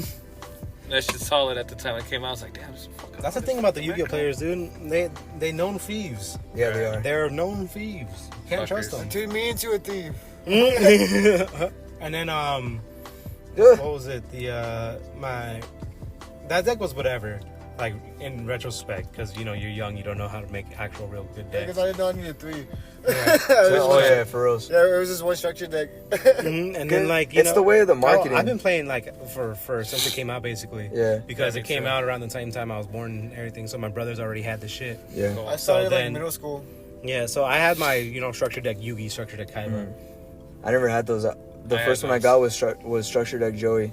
Oh yeah. Yeah, or Starter I got Deck that later Joey. because Yeah. my brothers already had the Yugi and Kaiba. And I was mad shit. too because I was like, man, my 2 strongest cards, Thousand Dragon and Red Eyes Black Dragon, they're both 2400 attack, and they're both hard to bring out. Like, Yeah, that dude, sucks. What the fuck? Yeah. That's terrible, dude. Yeah, I remember beginning Yu-Gi-Oh was pretty fucking like. It was trash. Yeah, you had to like spend all this time trying to like chip damage the person until Yeah. somebody had a big monster where you'd be like, well, now I can't do anything. And it hardly ever Magic exists Cylinder. though. Those Yeah. big monsters. I wish No, someone, Magic Cylinder didn't come out They for didn't a come out second. over a long time. Yeah. That shit. I wish someone told me earlier about like the whole buy 3 of these structure decks. And Yeah, And then for you could real. make a real Yes, deck. yeah, That would 'cause- have been a game changer. Yeah, because when I was a kid, right, I had bought the zombie structure deck.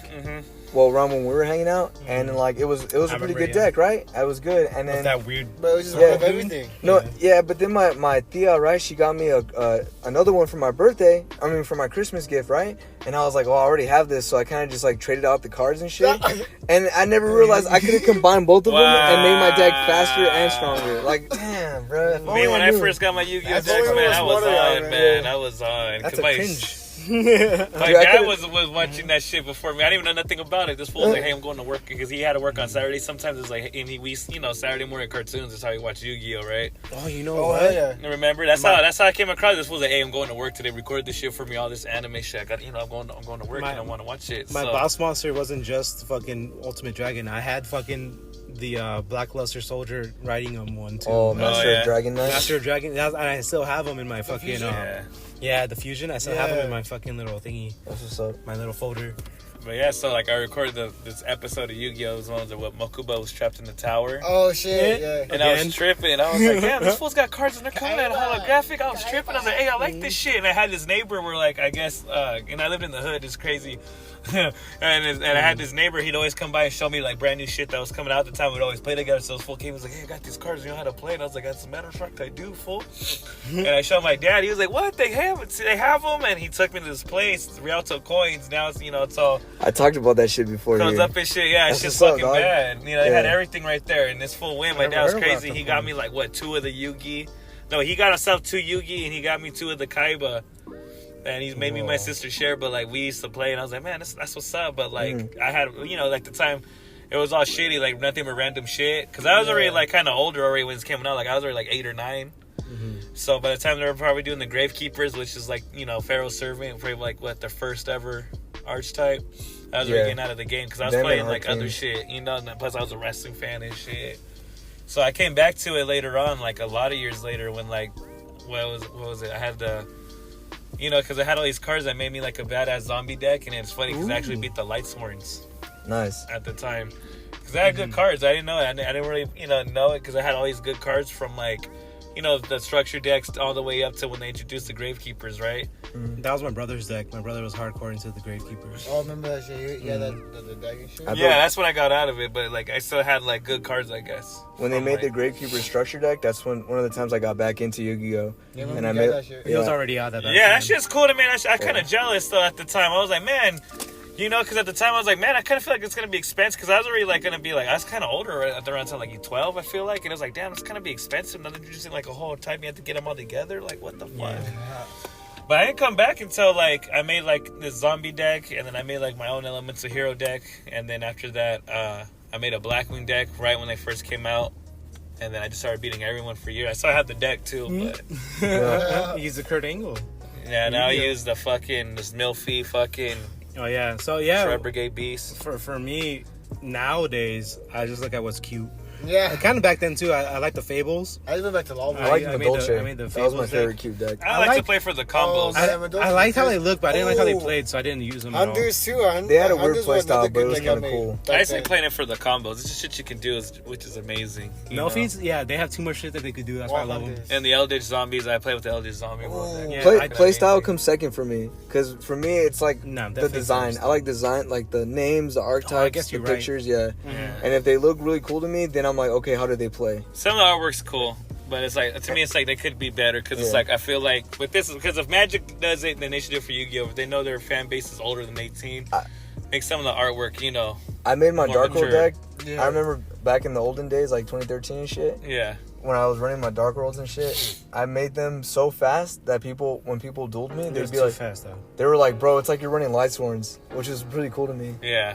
But like to me, it's like when I mean by this art, it's like I'm not trying to see And I would titties, win. and I'm trying to see like something really demonic. Like Yeah. make me The- believe the when- fiend is coming at me, fool, and I'm like, fuck, fool, let me hide it in my bed, fool, or say Bro, a prayer, there, fool. there was fuck this that. time Ivan had fucking Appropriate in his deck. I think he Uh-huh. borrowed mine too. Yeah. Mine was Yeah, all I remember that. shitty. Was that- Yeah. And then like he drew basically his whole deck.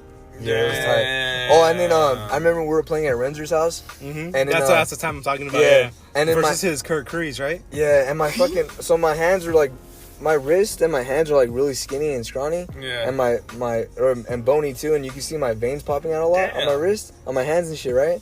And so and I'm a chubby guy, like even back then I was kind of chubby, so just my hands were just like really skinny. Yeah, Chunkster. Yeah, and then like I'm drawing so many cards from my deck, and then Renz was like, damn, that's why this guy's veins are always showing on his hands, because he has so much draw power. Damn. Yeah, so Yeah, because strong. what was it, Kurt Kreese? They had a lot of draw power too. Yeah. So if you're Appropriate, like you were They had like, to set the monster first though, from the really go off. Mhm. Yeah, see, I don't know. So yeah, with Appropriate, since he kept and Renzo kept drawing outside of his draw phase, Ivan already like he kept going, and Ivan himself has draw power up the ass with Dark Worlds regardless. Yeah. So like when it was his turn, he kept going. Check It was just, Yeah, because I would run Man. Appropriate, and One Day of Peace was at 3. That was like my favorite spell card at the time. Nice. And so yeah, I would run 3 And One Dark Day World of Peace, Dealings. Dark World Dealings, Drag Down to the Grave, and then me and my opponent were just drawing and shit, and I was discarding cards, and it was remember fun. that one phase where they brought back Graceful Charity? No. Nah, That'd be nice about it. You don't remember? nah. Yeah, they brought back Graceful Charity while you had Dark Worlds. Nice. Yeah, they did. And you were like, No, oh, they you were didn't. hyped with No, it. they brought back card destruction. And it's They still, did brought it's back still, Guard Destruction too, but they also brought back. No, they Graceful never Charity. did. They never Bet. did. Not during Dark World era.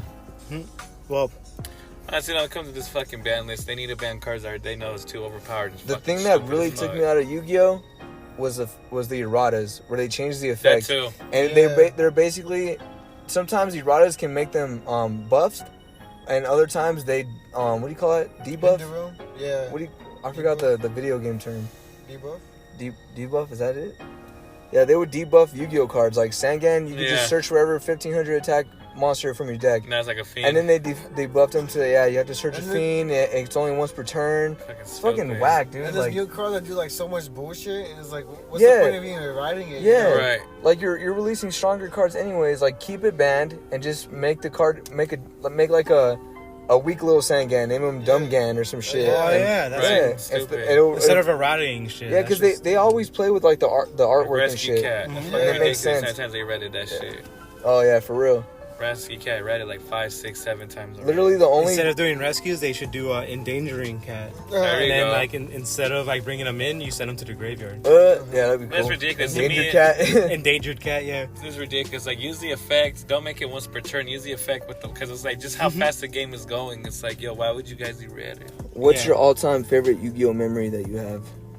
Damn, I have a lot, man. I used to make... The other two. Most of them are the same, though. One of my Wait, best hold up. memories are like. Don't go to sleep yet. We're gonna have another ad, dog. All right. All right.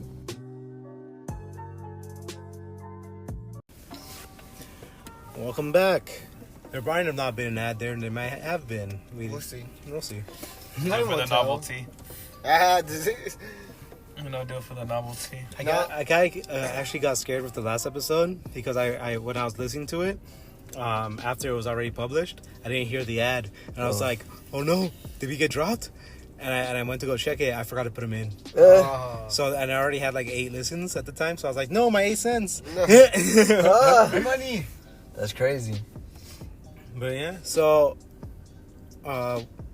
greatest Yu-Gi-Oh memory, like in general. It was just like Yeah. like moments. It was like Like you were at a fucking comic book shop playing in a tournament, you won. yeah. You won this tough round or some shit, or you're with your homies in the garage, or you're at the fucking Taco Bell. Oh, we're just Yu-Gi. walking down the street and shit. Walking down the street. The homie was like, "You got your deck?" I'm like, "Yeah." Let's play That- right here. Me and Angel were walking from somewhere, and we had our backpacks with our cards, and then we knew this fool from like Miguel's group, and he was walking home from Miguel's house, and he was gonna catch the bus home. We were like 16, 17, and I'm like, "Bro, do you have your deck?" And he's like, "Hell yeah!" And so we just literally sat in the grass real quick and had a duel. It was tight. Yeah. That sounds That's not my dangerous. favorite memory, but it's like it's definitely one of the ones I like a lot. That sounds dangerous, I used to bro. like Oh, stretch cars your go decks and everywhere? sleeves to the freshmen and shit. Oh yeah, Yeah, that shit. That shit going to was crazy. Frank's for the first time and seeing all Oh, the hell Yu-Gis. Damn. I got a lot of memories of making fools pissed off. Cause see, I'm pretty fucking good, fool. Are those your favorite memories of you getting people pissed off? Fuck yeah, let me tell you, because the way how I Cause beat you know him was Jordan laughs in your miraculous. face and Because you shit? gotta think, when I came back to Yu-Gi-Oh, you know, when I started playing it again at the time, you know, I'm high and drunk when I'm playing this shit. So to me, it is like the anime show where it's like, here it is, I know what I have, but I don't know what I'm going up against. But here it is, somehow I pulled out the victory, and I'm like, damn, fool, you're a bad motherfucker, fool. Because I made fools like, Bad motherfucker. hey, I'm telling you, I got a lot of memories. Like, for example, one of the greatest memories of all time. I'm sorry, you guys, I had to say it, but we do multiple man matches. Me versus Angel versus Ivan versus Fernando versus Dave. It was that memory, fool. Right before COVID. Nah. All these fools. It was like 6 of us, 8 of Oh, us. me fool. too. Oh, yeah. You were there. Yeah. Samson was there. It was a big ass Samson, group, yeah. right? And I fucking won. And I ran around the table like, I fucking won. That was my favorite fucking memories of all time in fucking Yu-Gi-Oh! Recently. Because let me tell you, when I play, I look at, you know, your mentality's different. It's all about perspective. It's all about odds on ends. You know, what this fool got? He replayed it, fool. I don't It know, was fool. also, hey, attack this Combos. fool, attack this fool, Combos. attack this fool. It's manipulation. When we and first started doing those gaslighting. with Jordan, he liked to spare people, and me, I hate when people spare people. Like I go all out. And Yeah, so, he takes me out. Man, he's Yeah, trying but to take me the out thing- first all this fucking time. The thing with these type of duels though is that you have to spare somebody to attack somebody else. Right. You can't. They work as a You team. can't No, not but- spare It's like the everybody. No, but like match. let's say it was a singles match too, for example. He can beat me, but he's like, I'm gonna spare you, and I'm Slip, I like, misplay. just win. And I get that. me, That's I the don't spare singles. people. I always go for the No, I kill. fuck up in singles too. I fuck up a lot. Like he had the evil hero. I had what's that? Dark Ruler No More. Oh yeah, he did. Easily He with the forgot to use raccoon. it. With the raccoon I had on the fucking Milfies. Could have just done a token. Dark Ruler No More. Beat the guy. I misplayed too though. But I didn't do it. But it's In my- like, you know Those are the what? worst. In my first turn, It's for fun though. the That's how I first- look at it. It's the a first homie ever though, you duel- know. Yeah, the first ever duel we played, I forgot to fucking search for polymerization again. Damn. That's how it is. Though. It's like a complicated equation formula, which is cool. But it's like when it's like, damn, I gotta wait for this fool Yeah. to bring out all these monsters. It gets pretty annoying. That's the only thing I don't like about it. It's like, damn, here it is. I brought out like what 5, 6 months, maybe 3 or 4. This guy's bringing out like 12, 13. You get mad about it, but also like when you do it, No, but feels I'm saying good. my is like, damn, I did it it feels, fast. it feels good. Yeah. You're doing a My long ass ball tag. combo. It's been 30 minutes. You're still on the same. You're still fucking going. Yeah, the Sort best of. memories really I have of because I'm Yu-Gi-Oh. thinking- though. Motherfucker shit. stopped even saying what he's doing. Okay, I've actually learned how to play the TCG Pokemon trading card game thing, and it's really slow. It's really fucking slow. Wow. And Yu-Gi-Oh, well, it's fun though. It's simple. It's fun. Wait. It's super easy to Right, learn, just right? whack. But in Yu-Gi-Oh, it's like you can literally win your first turn. Yeah, that's It's what I like called about it. It's fast.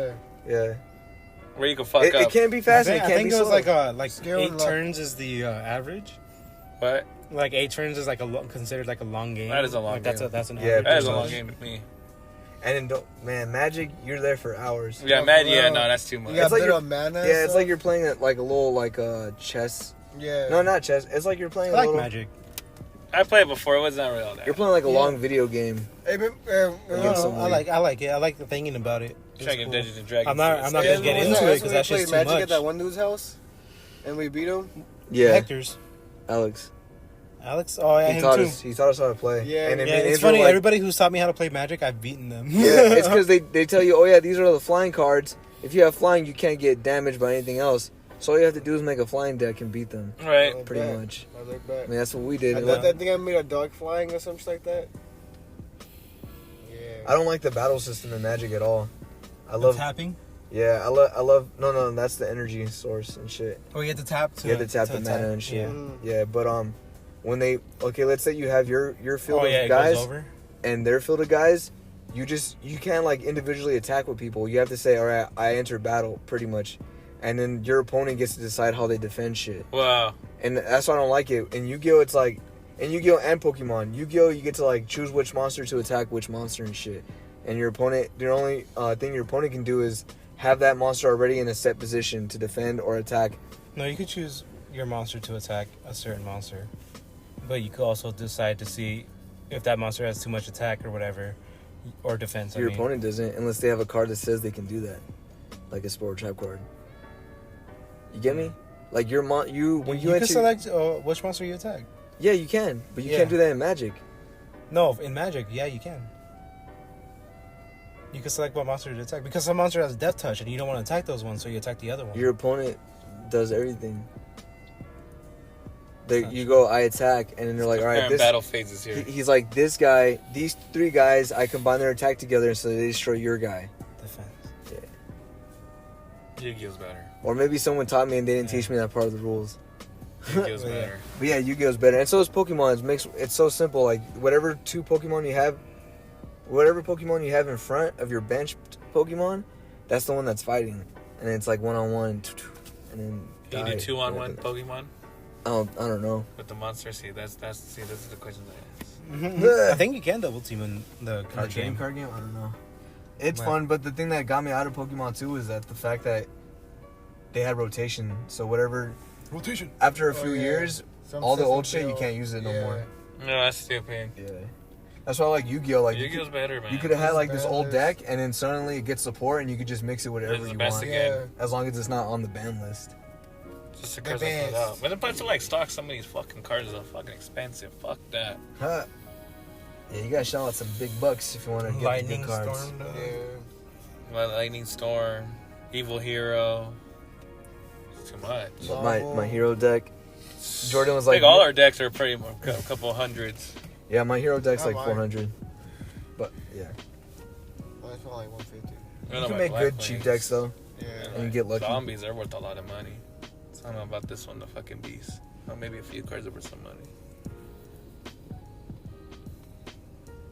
Has like stocks though. You see on something that's like, whoo, rise up in price. Yeah. Yeah, what is it called? Fucking MST.TV. They have that Market Watch. Market Watch. I like that shit. The Alright. TCG player. Like, yeah, if you guys have these cards, you want to stock up on these, or if you have a couple Yeah. of these are open price, so you can sell them right now. And blah blah blah. Mhm. I'm like, this is cool. Oh yeah, this set's coming out, so you probably don't have to buy these just yet. They're probably gonna come out in this Yeah. pack, so you maybe can- get them at a better price. You can sell your high Nice. rarity ones and pick up some cheap, some lower rarity ones on the cheap. That's cool. Yeah, I don't really have a top favorite Yu-Gi-Oh moment. Mine's mostly No? just like I brought out fucking what's his name? Dragon Champion. Master of Dragon Knight. Master. Is that his name? Master of Dragon Knight? Pretty basic, huh? I brought out Dragon Knight. Nice. And He's that a beast was pretty too cool. in his realm. He's a You guys beast. be cool. I don't know why you get him so late in the game though. Makes no sense. Same with some of the shit that we know now, we can go back and just make it better. It's just one of those things. It's like, why would I want to play a game, Gen 1? Just like, damn, fool. Like, what? Well, you get the Dragon Dratini like late in the game, huh? That's both games, Gen 1 and 2. You get the game, you get the fucker late in the game, and then just the level of stuff was like, fuck. He has to make it from 30 to 55. Just to Yeah, get go to back. Dragon. That seemed like such a grind. climb when I was a kid. I was like, what? Yeah. This fool evolves at level 43? Because I What was like the trying fuck? to EV train that fool and shit. And like I kept finding some like some icky Dratinis and shit. I was like, Icky. yeah. It makes no Icky sense though. The Dratini. placement of these fucking monsters in the game. It's like, damn, what the fuck? I just casted him away and shit. Okay, get them in the second or third town instead of like the 7th or 8th. You know what I I mean? didn't even release him. I just left him in my computer and forgot about him. That's cool, Jordan. That you still play like all the new Pokemon Yeah, that games fool and was shit. deep into Retro. that shit. That I fool can't- was Retro all gaming these I is can't kind do of that boring. shit. You know, you're parent, you use shit that's boring. Wait, I'm the one that plays it? Who? Wait, who plays the new game? Jordan. You play a new game? I play some of them. Like Shield. That one's alright. I like that one. It has a lot of Pokemon that I like that they came out with. Yeah, I had the second DLC. I didn't know how to start it, honestly. I heard it's really good, but I never got the DLCs. yeah, they're pretty good. The first Well, and second it's just one are because, really like, I don't know. I beat the story, and I was like, I don't know what else to really do here. good. No, they got some shit that comes out after a story you could do. I don't know, but to me, that was kind of like, I see what they're trying to do. They're just making a basic Pokemon game for the Switch, which is cool. But it's like, damn, kind of robbed me the magic of, I got a Gengar from the wild, fool. And I'm a champ. I don't even get to trade, even though it's like, you guys instilled this, you know, this whole new online trading system. It's like, damn.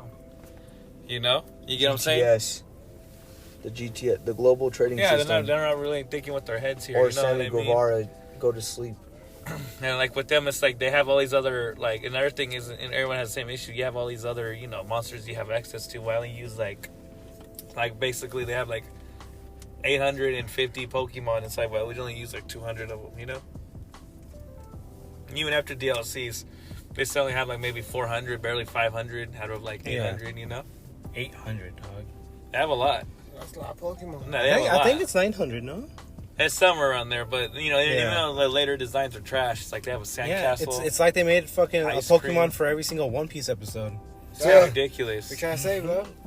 One Piece is too long, dog. You want to fight, bro? No, but it's crazy. Some of these other designs don't is have getting off the discipline wall. or A floating conviction? chandelier That's what it full. A floating fucking chandelier. It's fucking I cool. like how you always- Chandelier. It lures you in. It's Yeah. a chandelier full. So it's what? a chandelier. Yeah. It's like, yo, is this, OG Pokemon had It's a that shit ghost. is too. this from Beauty and the Beast? One of those creatures or what the fuck? It's You a know what I ghost. It mean? could be That's what I'm anything. tripping on. Ghost could, There's an apple Pokemon. What if I bite into that shit and the shit just in my stomach just That busts motherfucker the fuck is out like Alien cute. Predator?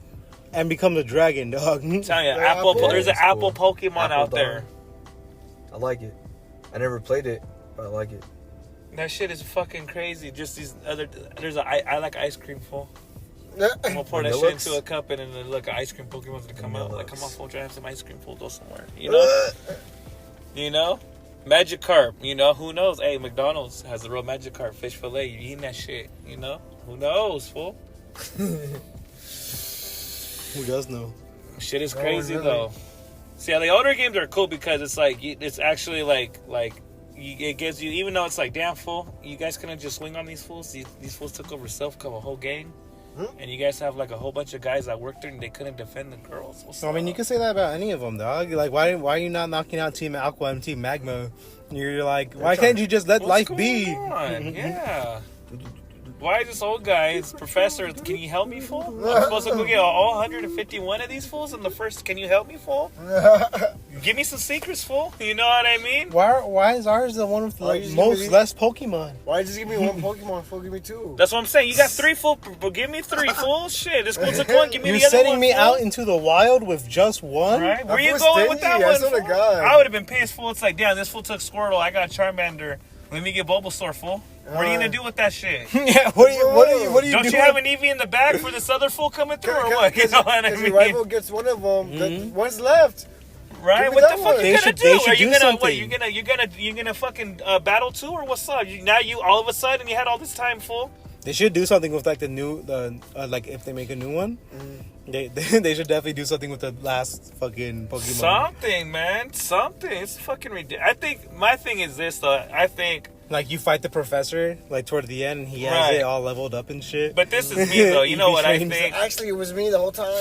No, he's like, no, you left this guy here, and I kind of trained him. You guys want to fight? Oh, see, that'd be dope. But see, this is what I think though. If they're hardly coming out with new Pokemon these days, and they keep doing these new Pokemon games with the older starters, they should like, okay, this is just hear me out though, because you go to one Pokeball, that's that attribute, right, of fire, but you picked with the, like, you get what I'm saying, that starter, you get what I'm saying?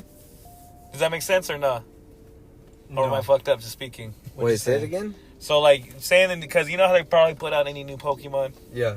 Saying with the new games that they make it where this should be interesting. Where like when you go get your starter at the table, it's the attributes of the starters, right? Fire, grass, and water. But you get to pick from the previous games. That'd be fucking dope. Or like a selection of. The way they do That's it. what I'm saying. From what I remember, the way they do it is like in the 3rd gen Hoenn region, like you pick that Hoenn region starter at that time, right? But then as you get throughout the game, you meet like the Professor Oak will come by and he'll give you the old school starter, and you get to choose from one of those 3. Yeah, see, it's that's like cool. You have to get further into the game, and then they start giving you more shit. Yeah, that happened to me. I have what was it, Red or X, and that shit happened. Or no, what was it? Fucking Black 2, where it's like, oh, I came up on a fucking. Those are some of the starter. best Pokemon games because like you can fight any gym leader and shit. Yeah, It's see, like, that's why I it's get tight. them. Retro gaming and shit.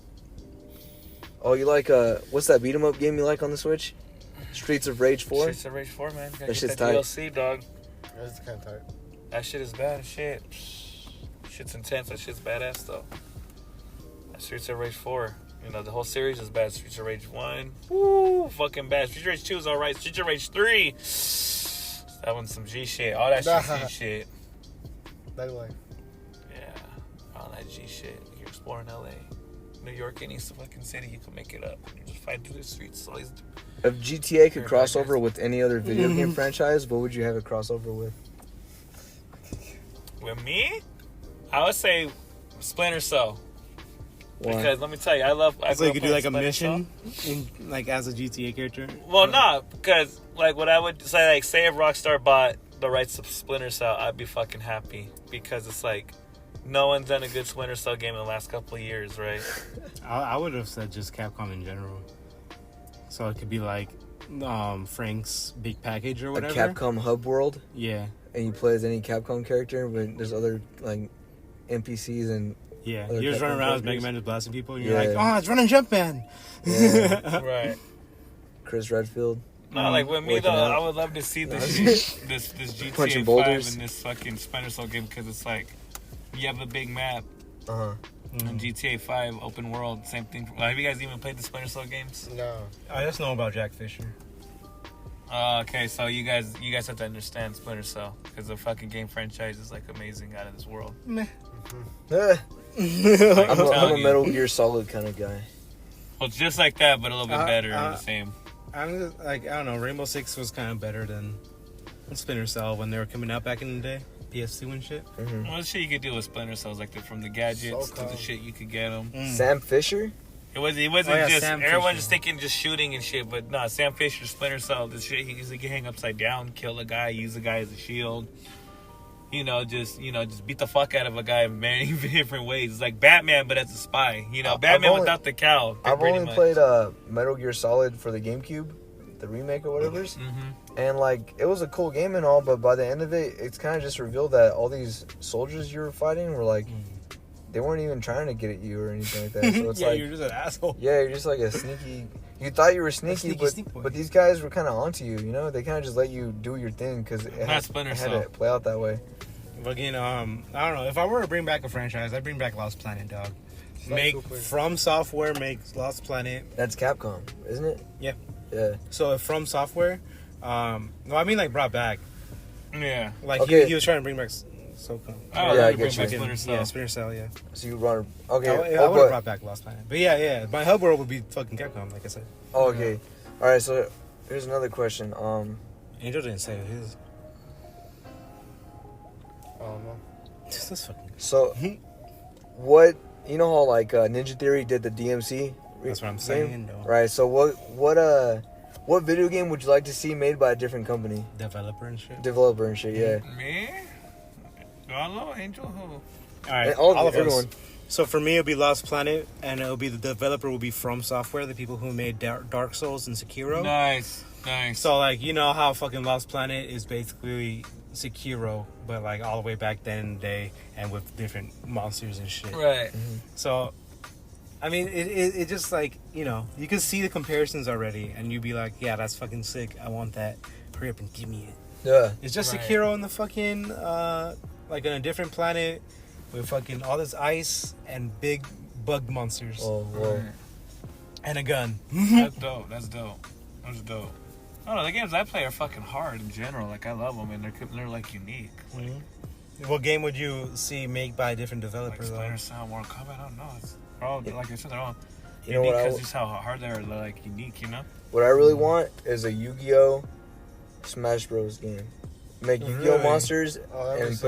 put them in a Smash, That would be cool. a brawler like that. Yeah, 'Cause that I would- sounds like a Mugen. I would really want a fucking like Yu-Gi-Oh! Like authentic fighting game. Yeah. But I want so many monsters to be in it that it would have to be a Smash It Bros. sounds like a Mugen, dog. Yeah, it sounds like it would but- be more like a Street Fighter, if anything. Nah, cause like when you think about it, Dark Magician, he has to float and shit, and he has to throw out some cool projectiles and stuff. Yeah. like MODOK? I see that. Yeah, I see where you go with that. That's right, Yeah. like MODOK. Flame Swordsman has to be in it.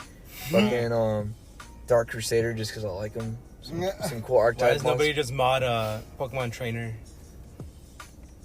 Oh yeah, as a Yugi. Yeah, Yeah. as a Maybe, Yugi. yeah, that's a good And idea. Squirtle's Cerebro. Ivysaur is fucking Greninja. Oh, he's already in there. No, I mean, who?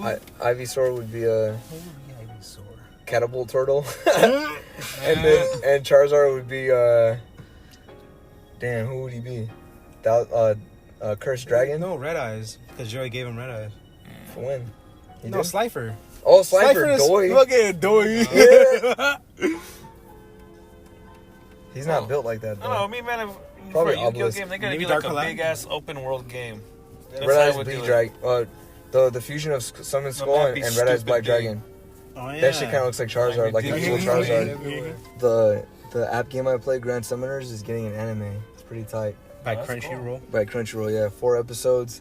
So And they're doing something, right? they always do like they have their main story, which is pretty interesting, and then they have like they always Funimation bought them. they cross over with different animes, right? So when those Oh, wait, when? I think today or yesterday. Really? Yeah. You know what that means? Gantz might be on Crunchyroll soon. Oh. Yeah. Gantz Oh, was it on might just- Funimation. I hope they Might make it just- more adult oriented, because I hate watching JoJo's censored and shit. I just hate so censorship in weird. general. Yeah, because Jotaro takes out a fucking cigarette and you can't see it. I'm like, what the fuck is On what, this? That's so Crunchyroll or dumb. Funimation? Crunchyroll. Well, Fucking dumb. they might just integrate Crunchyroll into Funimation. Crazy. Damn, I have a Crunchyroll subscription. Yeah, they keep Fuck. teasing Wait, a new Yu let's Yu keep it, Hakusho, it's and they be can't even bring Funimation it out afterward. yet.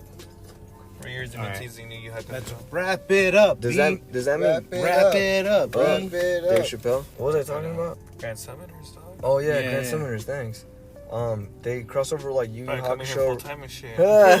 ReZero and all that. So when they do that, they have like their little special crossover episode. But then they also kind of in line with the crossovers, they make their own little side stories too. Yeah. So the 4-episode anime is gonna be the main a story lot of content. and 3 different of the side stories. And two of them I like a lot. It's called Cross the Blaze, and the other one's called The Knights of Blood, and they're fucking epic. Except Are they gonna finish them in those one shots, or are they just like these are all teasers basically? they're like little. I guess they're gonna. I'm hoping that they're To not gouge interest. 25 like, minutes. I'm hoping they're like 40, like an hour-long episode. And I feel like they could do like some little cool. Obviously, they won't be able to show you the whole story, but you can see like the main battle or some shit, you know. Mm. And then the 4th episode, I guess, is gonna be their new one that hasn't been released yet. It's called Phantom Snipers. And the players are pretty hyped on That that one. sounds sick. Man. Yeah, the main guy's name is Haruto, and then he has a dark version of himself. Crazy. It's like Jujutsu Kaisen, another badass anime. Oh yeah, I you haven't like watched Jujutsu it yet. Kaisen? That's just lit, dog. That's fucking G shit. Bro, The if main you want to bad guy's like, himself, but yeah, he's the good guy. if you want to go down like a real like dark path, like fucking Berserk, Gantz, Jujutsu Kaisen, fucking Yu Hakusho, apparently. Chainsaw Man. Yu Hakusho's pretty dark. I bought the anime of Gantz on DVD, and it came in, and then, but I forgot I bought it, right? And I bought it from Target, so it came in like this really tough brown paper type deal. Weird. And like I tried ripping it open with my hands, but it was too tough. So I was like, fuck. So then I used some scissors, and then I didn't know what it was, so I fucking cut the front case of it. And I was like, no, it looks so cool. Crazy. Like the plastic case itself still has its like cover and shit, but it doesn't look as clean as the fucking cardboard cover, you know? So I'm like, damn. You fucked up, dog. I did, yeah. Why would you cut it open like that? Dude, it was fucking hard. Even with the scissors, it was still kind of hard. I was like, damn, these motherfuckers, like, put this shit in a box. In a box. All right. This has been a long ass episode. Good shit. Good shit. Yeah, hell yeah. Good fucking shit. Bro, a lot of Well, good we had a topics. lot to talk about. Like, and we're trying to condense it really. And there was like a lot of talking over. And I was It got there like 3 or 4 times, yeah. And I was like, man, we really have a lot to say. Yeah. But I hope you guys at least enjoyed it. This has been the Fools Podcast where you You're be like, a fool. And not for yourself. Fucking full. Galo V. Angel G. And Ivan JD in the scene. Hell yeah. JD. Good bad guy Donohue. The good bad Good guy. bad guy Donohue. Follow the good bad Reflected. the good bad guy Donohue on Instagram. Yeah. He cuts hair. And do it all, motherfucker. You gotta DM him first and be local. And don't be an asshole. We'll You wanna get say you. bye? We're wrestlers right here. Stay blessed. Stay blessed. Have anything to add? Ciao. What's your final? Oh. You wanna say goodbye? GC fucking W, man. Watch GC fucking W, New Japan, Ring of Honor, MLW. That's where it's at. It's WWE shit. All Elite Wrestling can be disappointed. You know, they got, whatever. AEW. All Elite Wrestling's alright at AEW, but yeah. Bye.